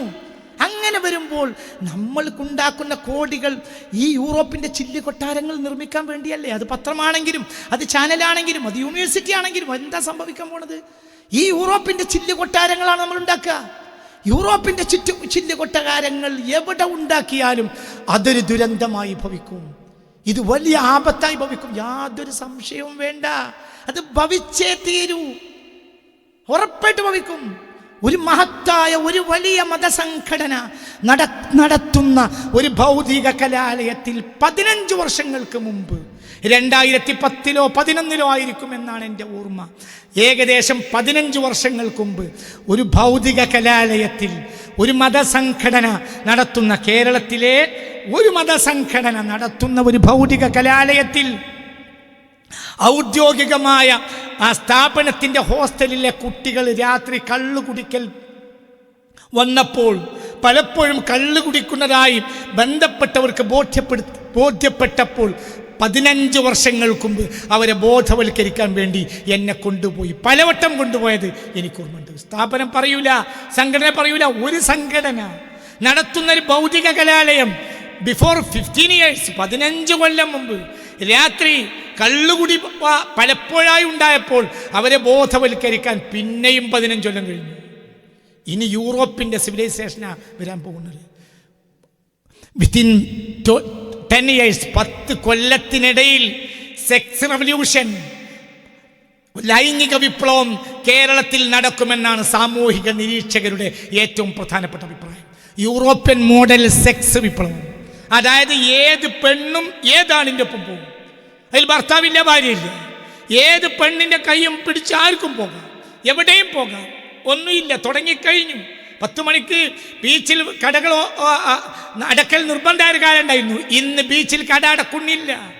ഈ തോന്നിയാസങ്ങൾ നൈരന്തര്യം കണ്ടുകൊണ്ടിരിക്കുന്നവർ ഇന്ന് നമ്മുടെ നാട്ടിലുണ്ട്. 10 കൊല്ലം കഴിഞ്ഞാൽ സാർവത്രികമാവും. ഇന്ത്യ രാജ്യത്ത് സെക്സ് റവല്യൂഷൻ നടക്കുന്ന ഏറ്റവും ആദ്യത്തെ സംസ്ഥാനം കേരളമായിരിക്കുമെന്നാണ് സാമൂഹിക നിരീക്ഷകരുടെ അഭിപ്രായം. Within 10 years. എങ്കിൽ നമ്മൾ ഈ അമ്പരചുംബികളായ അള്ളാഹുവിലേക്ക് ക്ഷണിക്കാൻ വലിയ കോടികൾ ആവശ്യമൊന്നുമില്ലല്ലോ. അള്ളാഹുവിലേക്ക് ക്ഷണിക്കാൻ 2 കാര്യം ആവശ്യമുള്ളൂ. 1 സ്വയം നന്നാവുക, 2 താൻ പറയുന്നതിന് സമർപ്പിക്കുക. എന്നാൽ ഉമ്മത്ത് നന്നാവും. കോടികൾ പിരിച്ചിന് ഞാൻ എതിരല്ല, പക്ഷെ എൻ്റെ ഭയമാണ് ഞാൻ ഈ പറയുന്നത്. അത് പറയാൻ എനിക്ക് നിങ്ങൾ ഒരു സമ്മതം തരണം. ഞാൻ നിങ്ങളെ കൂട്ടത്തിൽപ്പെട്ട ആളാണ്. കാണട്ടെ, നശിക്കട്ടെ എന്ന് ഞാൻ മിണ്ടാതിരിക്കല്ല വേണ്ടത്. ഒരു സാമൂഹിക നിരീക്ഷകൻ അത് പറയും. അത് ആ ഉമ്മത്ത് നന്നാവാനുള്ള അയാളുടെ താല്പര്യമാണ്. ഈ ഉമ്മത്ത് നശിച്ചു പോകുന്നതിലുള്ള വേദനയാണ്. അതൊക്കെ കണ്ണിന്റെ മുന്നിൽ കണ്ണ് തുറന്നു വെച്ചവന് മനസ്സിലാക്കാൻ കഴിയും. അപ്പോൾ ഞാൻ തഹയ്യ പണ്ട് വിമർശിച്ചില്ലേ? ഞാൻ വിമർശിച്ചൊരു കാര്യം ഇതാണ്. നമ്മുടെ ഭൂമികയിൽ നാം ചോര നീരാക്കി ഉണ്ടാക്കിയ ആ പണത്തിന്റെ ഭൂമികയിൽ കള്ളുകുടിച്ച യുവതി യുവാക്കൾ മൂത്രിക്കുകയും വ്യഭിചരിക്കുകയും ചെയ്യും. വ്യഭിചാരം പരസ്യമായ വ്യഭിചാരം, പരീക്ഷ തലേന്ന് വ്യഭിചാരം പരസ്യമായി നടത്തിയ പിറ്റേന്ന് പരീക്ഷ എഴുതിയാൽ പരീക്ഷയിൽ വിജയിക്കുമെന്ന അന്ധവിശ്വാസം യൂറോപ്പിൽ നിലവിലുണ്ട്, അമേരിക്കയിലുണ്ട്. പരസ്യമായി വ്യഭിചരിക്കല്ല, പരസ്യമായി പരീക്ഷ തലേന്ന് പരസ്യമായി വ്യഭിചരിച്ചാൽ ആ പരീക്ഷയിൽ ചില പ്രത്യേകമായ ശക്തി ലഭിക്കുമെന്നും ആ പരീക്ഷയിൽ വിജയിക്കുമെന്നുമുള്ള വിശ്വാസം ഇന്ന് യൂറോപ്പിലുണ്ട്, അമേരിക്കയിലുണ്ട്. ഞാൻ നിങ്ങളോട് കൊല്ലങ്ങൾ അനവധിയായി പറഞ്ഞുകൊണ്ടിരിക്കുന്നുണ്ട്. മെൻസസ് ബ്ലഡ്, ആ മെൻസസ് ബ്ലഡ് സൂപ്പർ മാർക്കറ്റിൽ വിൽക്കുന്നത് സർവത്രികമായൊരു കാലഘട്ടം വരാൻ പോകുന്നു. അന്ന് എനിക്കെതിരെ പറഞ്ഞവരുണ്ടല്ലോ. ഇപ്പം എന്താ അവസ്ഥ നമ്മുടെ നാട്ടിൽ? ഇതൊക്കെ വരാൻ പോവാണ്. ഇതെല്ലാം വരികയാണ്. 10 കൊല്ലത്തിനിടയിൽ സെക്ഷൽ റവല്യൂഷൻ നടക്കാൻ പോവുകയാണ് കേരളത്തിൽ എന്നാണ് സാമൂഹിക നിരീക്ഷകരുടെ അഭിപ്രായം. അപ്പോൾ നമ്മൾ കഷ്ടപ്പെട്ട ഭൂമികയിൽ ഇതൊക്കെ നടക്കും. ഒരു വാക്ക് മിണ്ടാൻ കഴിയില്ല. അധികാരികൾക്ക്, പ്രിൻസിപ്പാളിന്, അധ്യാപകന്, ലെക്ചറിന്, പ്രൊഫസർക്ക്, മാനേജ്മെന്റിന്, ഈ വിദ്യാർത്ഥികൾക്കെതിരെ ഒരു വാക്ക് പറയാനുള്ള അധികാരം ഉണ്ടാവില്ല. എന്തുകൊണ്ട്? അവർ സദാചാര പോലീസായി കണക്കാക്കപ്പെടുകയും അത്തരം പ്രൊഫസർമാർ ജയിലിലടക്കപ്പെടുകയും ചെയ്യും. സെക്സിനൊരു പ്രശ്നം ഉണ്ടാവില്ല. സെക്സിനെതിരെ പറഞ്ഞാൽ, അതായത് ഈ പരസ്യമായ സെക്സിന് ഒരു പ്രശ്നം എനിക്ക് നമ്മുടെ നാട്ടിലുണ്ടാവില്ല 10 കൊല്ലത്തിനുള്ളിൽ. ഇതൊക്കെ നടക്കാൻ പോവാണ്. അതുകൊണ്ട് ആത്മീയതയിലേക്ക് ജനങ്ങളെ ക്ഷണിക്കുന്ന, ആത്മീയ മൂല്യമുള്ള, 100 കണക്കിന് വർഷങ്ങളായി സമൂഹത്തെ നന്മയിലേക്ക് ക്ഷണിച്ചുകൊണ്ടിരിക്കുന്ന ഒരു പണ്ഡിത സമൂഹം ഒരിക്കലും യൂറോപ്യൻ ചില്ല് കൊട്ടാരങ്ങളുടെ പിന്നിൽ പോകരുത്. ഇത് സാമൂഹിക നിരീക്ഷണ അഭിപ്രായമാണ്. നിങ്ങൾക്ക് എന്ത് പറഞ്ഞാൽ ഞാനിത് പറഞ്ഞിട്ടുണ്ട്. നിങ്ങൾക്ക് എന്തും പറയാം, ഞാനിത് പറഞ്ഞിട്ടുണ്ട്. എൻ്റെ വേദനയാണ്, നിങ്ങൾക്കെതിരല്ല. ഞാൻ സാമൂഹിക നിരീക്ഷകനാണ്. ഏറ്റവും ചുരുങ്ങിയത് സുന്നികൾക്കിടയിൽ പോലും ഞാൻ സാമൂഹിക നിരീക്ഷകനാണ്. ഞാൻ പറഞ്ഞത് ഞാൻ നടക്കണം, എനിക്ക് വാശില്ല, പക്ഷെ നടന്നിട്ടുണ്ട്. എന്താ നടക്കട്ടെ? ഞാൻ ഇന്നാലിന്ന നേതാവിനെതിരെ പറഞ്ഞല്ലോ, നേതാവിനെതിരെ പറഞ്ഞിട്ടില്ല. നേതാവിൻ്റെ പ്രസ്താവനക്കെതിരെയാ പറഞ്ഞത്. തർക്കുൽ മുവാലാത്ത് ഈ പറയപ്പെട്ടതല്ല. ദയവായി എന്നെ കേൾക്കണം. ഇങ്ങനെ വലിയ വലിയ മഹാന്മാർ, ലോകം മുഴുവനും നോക്കിയിരിക്കുന്ന വലിയ മഹാന്മാർ തർക്കുൽ മുവാലാത്ത് ഇതാണെന്ന് പറഞ്ഞാൽ സമൂഹം ഒറ്റയടിക്ക് തിരിയും. നമ്മുടെ മുൻഗാമികൾ 100 വർഷം കൊണ്ടുണ്ടാക്കി തീർത്ത എല്ലാ നന്മയും സുന്നി പാരമ്പര്യം ഒരൊറ്റ സ്റ്റേറ്റ്മെന്റ് കൊണ്ടില്ലാതെയോ. ഇപ്പോൾ അതിന് ന്യായീകരണം പറഞ്ഞു നടക്കുന്നവരുണ്ട്. വലിയ വാലൻ തലേ കെട്ടിട്ട പണ്ഡിതന്മാർ ഇന്നലെ വരെ തെറുക്കുൽ മുവാലാത്ത് എന്നാൽ തൊടാൻ പാടില്ല, പിടിക്കാൻ പാടില്ല, കാണാൻ പാടില്ല, ചിരിക്കാൻ പാടില്ല, 100% അവരോടുള്ള ബന്ധവിച്ഛേദമാണ് തെറുക്കുൽ മുവാലാത്ത് എന്ന് പറഞ്ഞിരുന്ന വാലൻ തലേ കെട്ടുള്ള പണ്ഡിതന്മാർ ഇന്നും ഇന്നലെയും വിശദീകരിച്ച് എനിക്ക് മെസ്സേജ് അയച്ചിട്ടുണ്ട്. ഇല്ല, തെറുക്കുൽ മുവാലാത്ത് ഇതാണ് തെറ്റല്ല ഈ പറഞ്ഞ, 100% തെറ്റാണ്. തെറുക്കുൽ മുവാലാത്തിനെ കുറിച്ചുള്ള സ്റ്റേറ്റ്മെന്റ്, പുതിയ സ്റ്റേറ്റ്മെന്റ് 100% തെറ്റാണ്. അതൊരു നേതാവ് പറഞ്ഞാൽ ഞാൻ നേതാവിനല്ല, ആ പ്രസ്താവനക്കെതിരെ പറയാണ്. അത് വഹാബിയത്താണ്.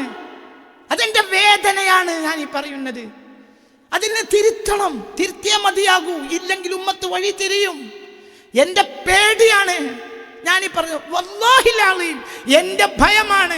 ഒരിക്കലും അത് തെറുക്കുൽ മുവാലാത്തല്ല. പിഴച്ചിട്ടുണ്ട്. ഇങ്ങനെ ന്യായീകരണം പറയരുത്, ഒരിക്കലും ന്യായീകരണം പറയരുത്. ഒരു കാരണവശാലും ന്യായീകരണം പറയാൻ പാടില്ല, കാരണം തെറ്റാണ്.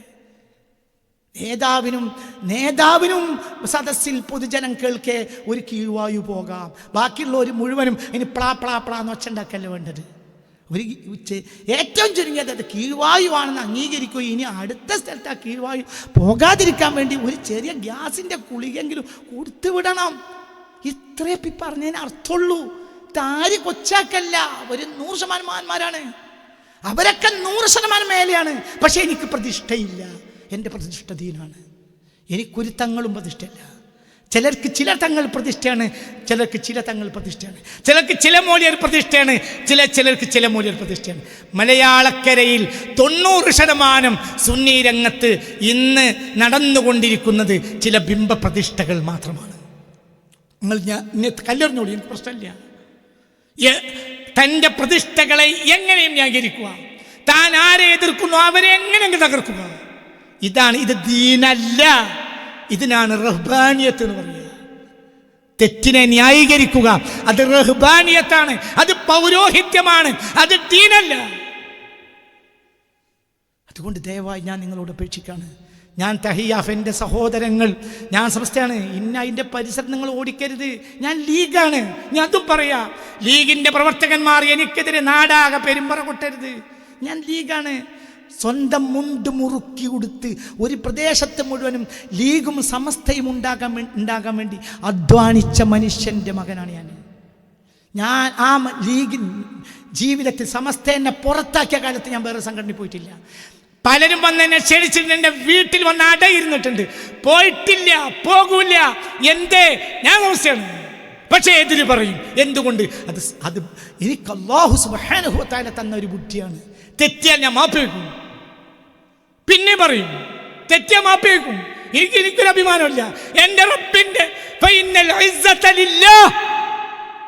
അഭിമാനം അല്ലാഹുവിന് മാത്രമാണ്. റഹ്മത്തുള്ളാഹി ഒരഭിമാനവും ഇല്ല. നേതാക്കന്മാരിൽ തെറ്റ് സംഭവിക്കുമ്പോൾ ഞാൻ നേതാവിനെയല്ല വിമർശിക്കണത്.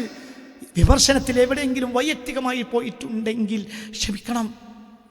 ബഹുമാനപ്പെട്ട സാദാത്തി കുടുംബങ്ങളിൽ എവിടെയെങ്കിലും ആ തെറ്റില്ലാതാകണമെന്നുള്ള വല്ലാത്തടങ്ങാത്ത ആഗ്രഹം കൊണ്ട് മാത്രമാണ് ഞാനിത് പറയുന്നത്. കേരളത്തിൽ വേറെ ഏതെങ്കിലും ഒരാൾ പറഞ്ഞാൽ പിന്നെ ഞാൻ പറയൂല. ആരും പറയാത്തോണ്ട് പറയാണ്. ഒരാൾ പറഞ്ഞാൽ ഞാൻ പറയൂല. എനിക്കത് പറയാണെന്നില്ല. ആരും പറയാതെ ഇത് രീതിയായി മാറും. ആരും പറയാതെ ഇരുന്നാൽ ഇതൊരു കീഴ്വഴക്കമായി മാറും. വേദനിച്ച് കുടുങ്ങിയിട്ട് കഷ്ടപ്പെട്ട് പറയാൻ ആളില്ലല്ലോ എന്ന് വേദനിച്ച് പറയാണ് ഞാൻ. ആളാകാനല്ല, വല്ലാഹിൽ അസീം, ആളാകാനല്ല. അപ്പോൾ സാമൂഹിക നിരീക്ഷകന് കാണിക്കുന്ന ഒരു അവസരമെങ്കിലും എനിക്ക് തരണം. തഹിയ ഫണ്ട് പിരിച്ചെടുക്കുമ്പോൾ 46 കോടി പിരിച്ചെടുത്ത എൻ്റെ ഹൃദയം തൊട്ട ബഹുമാനപ്പെട്ട സഹോദരന്മാർ, ആ സഹോദരന്മാരുടെ വിഷമങ്ങളെ ഞാൻ മനസ്സിലാക്കുന്നു. ഞാൻ നിങ്ങളെ എന്തെങ്കിലും എൻ്റെ നിരീക്ഷണം കൊണ്ട് നിങ്ങൾക്ക് വിഷമം തോന്നിയിട്ടെങ്കിൽ നിങ്ങളെ ഞാൻ കാല് പിടിച്ച് നിങ്ങൾക്ക് ഞാൻ ക്ഷമാപേക്ഷിക്കുന്നു. ദയവായി എന്നോട് മാപ്പാക്കണം. പക്ഷേ സാമൂഹിക നിരീക്ഷകന് പറയാം. അതെന്തിനാണ്? കൂടുതൽ സൂക്ഷ്മത പുലർത്താനാണ്. ഇനിയിപ്പോൾ അതൊന്നും ചെയ്യാനില്ല. ഇനി സൂക്ഷ്മത പുലർത്താനേ ഉള്ളൂ. പക്ഷേ ലോകം അവസാനിക്കാനായി. ലോകത്ത് വലിയ ആപത്തുകൾ വരാൻ പോവാണ്. പിന്നെ സ്വകാര്യമായി നടത്തുന്ന ചില സംഭാഷണങ്ങളും സ്വകാര്യം ഒരാൾക്ക് അല്ലെങ്കിൽ വളരെ കുറഞ്ഞ ആളുകളുള്ള ഒരു ഗ്രൂപ്പിൽ വിടുന്ന ഒരു സ്വകാര്യമായ സംഭാഷണം, തികച്ചും നന്മ മാത്രം ഉദ്ദേശിച്ച് നടത്തിയ പ്രഭാഷണം. ഇത് വ്യക്തമായി ഇപ്പോൾ ഞാൻ പറഞ്ഞു. ആ പ്രഭാഷണം കേരളം മുഴുവനും ഒരു ജൂദാസ് അതിൽ നിന്ന് ചോർത്തി. അവൻ ജൂദാസാണ്. അവൻ എന്നോട് മാപ്പ് പറഞ്ഞു. എനിക്കറിയാം ആ ജൂദാസിനെ. ഇത് സ്വകാര്യമായ സംഭാഷണങ്ങൾ പരസ്യമാക്കാൻ പാടുണ്ടോ? കേരളത്തിലെ ഇന്നത്തെ സുന്നി നേതാക്കന്മാർ, അഹാബികളും സുഹാബികളുമായ സുന്നി നേതാക്കന്മാർ അയച്ച രഹസ്യമായ മെസ്സേജുകൾ, കൊല്ലങ്ങളായി കിടക്കുന്ന രഹസ്യമായ മെസ്സേജുകൾ എത്ര എണ്ണുണ്ട് എൻ്റെ ഈ മൊബൈലിൽ നിങ്ങൾക്കറിയൂ? എത്ര എണ്ണം? ഒന്ന് ഞാൻ പുറത്താക്കിയാൽ കേരളം കത്തും. തങ്ങന്മാരെ കുറിച്ച് പറഞ്ഞത്, നേതാക്കന്മാരെ കുറിച്ച് പറഞ്ഞത്, യോഗത്തെക്കുറിച്ച് പറഞ്ഞത്, യോഗങ്ങളിൽ എന്താണ് നടക്കുന്നതെന്ന് പറഞ്ഞത് പലതുണ്ട്. ലീഗിനെ കുറിച്ച് പറഞ്ഞത്, ലീഗ് നേതാക്കന്മാരെ കുറിച്ച് പറഞ്ഞ പല 100 കണക്കിന് രഹസ്യ മെസ്സേജുകൾ. അതൊക്കെ മനുഷ്യന് സ്വാഭാവികമായി തൻ്റെ കൂട്ടുകാരനോട് പറയുമ്പോൾ, തൻ്റെ അടുത്തൊരു ഗ്രൂപ്പിനോ സ്വാഭാവികമായി പറയുന്നതാണ്. അത് നശിപ്പിക്കാൻ വേണ്ടി പറയല്ല, സ്വാഭാവികം. അത് ആ കൂട്ടത്തിലൊരു ജൂദാസ് പുറത്താക്കുക. ഇതിനേക്കാൾ വലിയ ജൂദാസിൻ്റെ പണി എന്താ? ഇതൊരു മുസ്ലിം മറ്റേ മുസ്ലിംക്ക് ഗ്രൂപ്പിലേക്ക് നിങ്ങൾക്കതിൻ്റെ കോലം കണ്ടാൽ തന്നെ അറിയൂലേ അതൊരു സ്വകാര്യ സംഭാഷണമാണ്. അതൊരാൾക്ക് കിട്ടിയാൽ നിസ്കാരത്തിന് ഇമാമൽക്കുന്ന, വെള്ളിയാഴ്ച പള്ളികളിൽ ഖുതുബോടുന്ന, നൂറുകണക്കിന് വിദ്യാർത്ഥികൾക്ക് ദർസ് നടത്തുന്ന തലേ കെട്ടിയ മോലിയന്മാരെ നിങ്ങളിത് പരസ്യപ്പെടുത്താൻ പാടുണ്ടോ? ഇത് അവിടെ നിങ്ങൾ പറയണ്ടേ ഇതൊരു സ്വകാര്യ സംഭാഷണമാണ്, സ്റ്റോപ്പ് ചെയ്യണം പറയണ്ടേ? ഒരാൾ പറഞ്ഞോ? നിങ്ങൾക്ക് എന്ത് ദീനാ? നിങ്ങൾക്ക് എവിടെ ദീനാ? നിങ്ങൾ ആരെ കൊല്ലാൻ വിചാരിച്ചാലും കൊല്ലും. നിങ്ങൾക്കതാണ് ദീന്. നിങ്ങളെ എല്ലാവരും എനിക്കറിയാം, ഞാൻ പറയൂല. നൂറുകണക്കിന് രഹസ്യ മെസ്സേജുകൾ ഇതിലുണ്ട്. ഇതങ്ങോട്ട് പുറത്തായാൽ പലരും മുണ്ടും പൊക്കി ഓടേണ്ടി വരും. ഞാൻ പുറത്താക്കൂല. എന്തുകൊണ്ട്? ആ ജാതി തന്തക്ക് ഞാൻ ജനിച്ചിട്ടില്ല. എൻ്റെ തന്ത വേറെയാണ്. ഞാൻ ഈ ഉമ്മത്തിനെ നശിപ്പിക്കാൻ ഇറങ്ങിയതല്ല. ഞാൻ എൻ്റെ വാക്കുകൾ അവസാനിപ്പിക്കുന്നു. എൻ്റെ വാക്കിലോ എൻ്റെ രീതിയിലോ പണ്ടും നിങ്ങൾക്ക് വിഷമം ഉണ്ടായിട്ടുണ്ടാവും, ഇപ്പോഴും ഉണ്ടാവും. ഞാൻ പൊതുവെ പ്രഭാഷണങ്ങളൊക്കെ ഒരു തരം ചൂടുള്ള ആളാണ്. അപ്പോൾ ചില വാക്കുകളൊക്കെ ഏറിപ്പോകും, ചിലതൊക്കെ മാപ്പ് പറയേണ്ടി വരും. അതൊന്നും എനിക്ക് വിഷമമില്ല. ഇനി ഞാൻ 1000 മാപ്പ്, ഇനി ഞാൻ എത്ര കാലം ജീവിച്ചാലും ഇനിയും പ്രസംഗം നടത്തുകയാണെങ്കിൽ 10,000 മാപ്പ്, 1000 മാപ്പ് ഇനിയും പറഞ്ഞേക്കാം. അതൊന്നും പ്രശ്നമല്ല. കണ്ടന്റുകൾ യാഥാർത്ഥ്യമാണ്, ശൈലിയിൽ വരുന്ന സ്ഖലിതങ്ങളാണ്. അത് എന്നെ കേരളത്തിന് പുതിയതായി പഠിപ്പിച്ചു കൊടുക്കേണ്ട ആവശ്യമില്ല. അത് കാസിമിയുടെ ശൈലിയല്ലേ. പറഞ്ഞത് കേട്ടോളി, പറഞ്ഞ വിഷയം ശരിയാണോ നോക്കിക്കോളി എന്ന് പറഞ്ഞാൽ തീരുന്ന കാര്യമാണത്. അതിന് നിങ്ങൾ വലിയൊരു ഹാള് വാടക എടുത്ത് നമ്മൾ സുന്നികളെ പൈസ എന്തിനാ നിങ്ങൾ കളയണത്? അതൊക്കെ മോശമല്ലേ? നമ്മൾ തമ്മിലൊരു അഭിപ്രായ വ്യത്യാസമല്ല. ഒരു സയ്യിദിനോടും ഒരു സയ്യിദിൻ്റെ ചെരുപ്പ് വഹിക്കാനുള്ള മഹത്വം പോലും എനിക്കില്ല. അവർ മുസ്തഫ നബിൻ്റെ പേരക്കുട്ടികളാണ്. ഞാൻ അവരുടെ കാലിൻ്റെ ചോട്ടിലാണ്. ഞാനിപ്പോൾ പറയല്ലേ, ഇത് എപ്പോഴും എൻ്റെ മനസ്സങ്ങനെയാണ്. എന്നെ അടുത്തറിയുന്നവർക്ക് എൻ്റെ മനസ്സറിയാം. ബാക്കി വിശദീകരിക്കുന്നില്ല. എല്ലാ പ്രവർത്തകന്മാർക്കും സംഘടനാ നേതാക്കൾക്കും എൻ്റെ ചില പ്രഭാഷണങ്ങളിൽ വന്നിട്ടുള്ള വിഷമങ്ങൾ മാപ്പാക്കണമെന്ന് അപേക്ഷിക്കുന്നു. എൻ്റെ സ്ഖലിതങ്ങളിൽ റബ്ബിനോടും ഇമാം ബുഖാരിയോടും ഞാൻ മാപ്പപേക്ഷിച്ചിട്ടുണ്ട്, തൗബ ചെയ്തിട്ടുണ്ട് എന്നും സമൂഹ സമക്ഷം അറിയിക്കുന്നു. നിങ്ങൾ എനിക്ക് വേണ്ടി പ്രാർത്ഥിക്കണം, എൻ്റെ ഉപ്പാക്കും ഉമ്മാക്കും വേണ്ടി പ്രാർത്ഥിക്കണം എന്നപേക്ഷിക്കുന്നു. വാഹ് ദഅ്വാന അനിൽ ഹംദുലില്ലാഹി റബ്ബിൽ ആലമീൻ.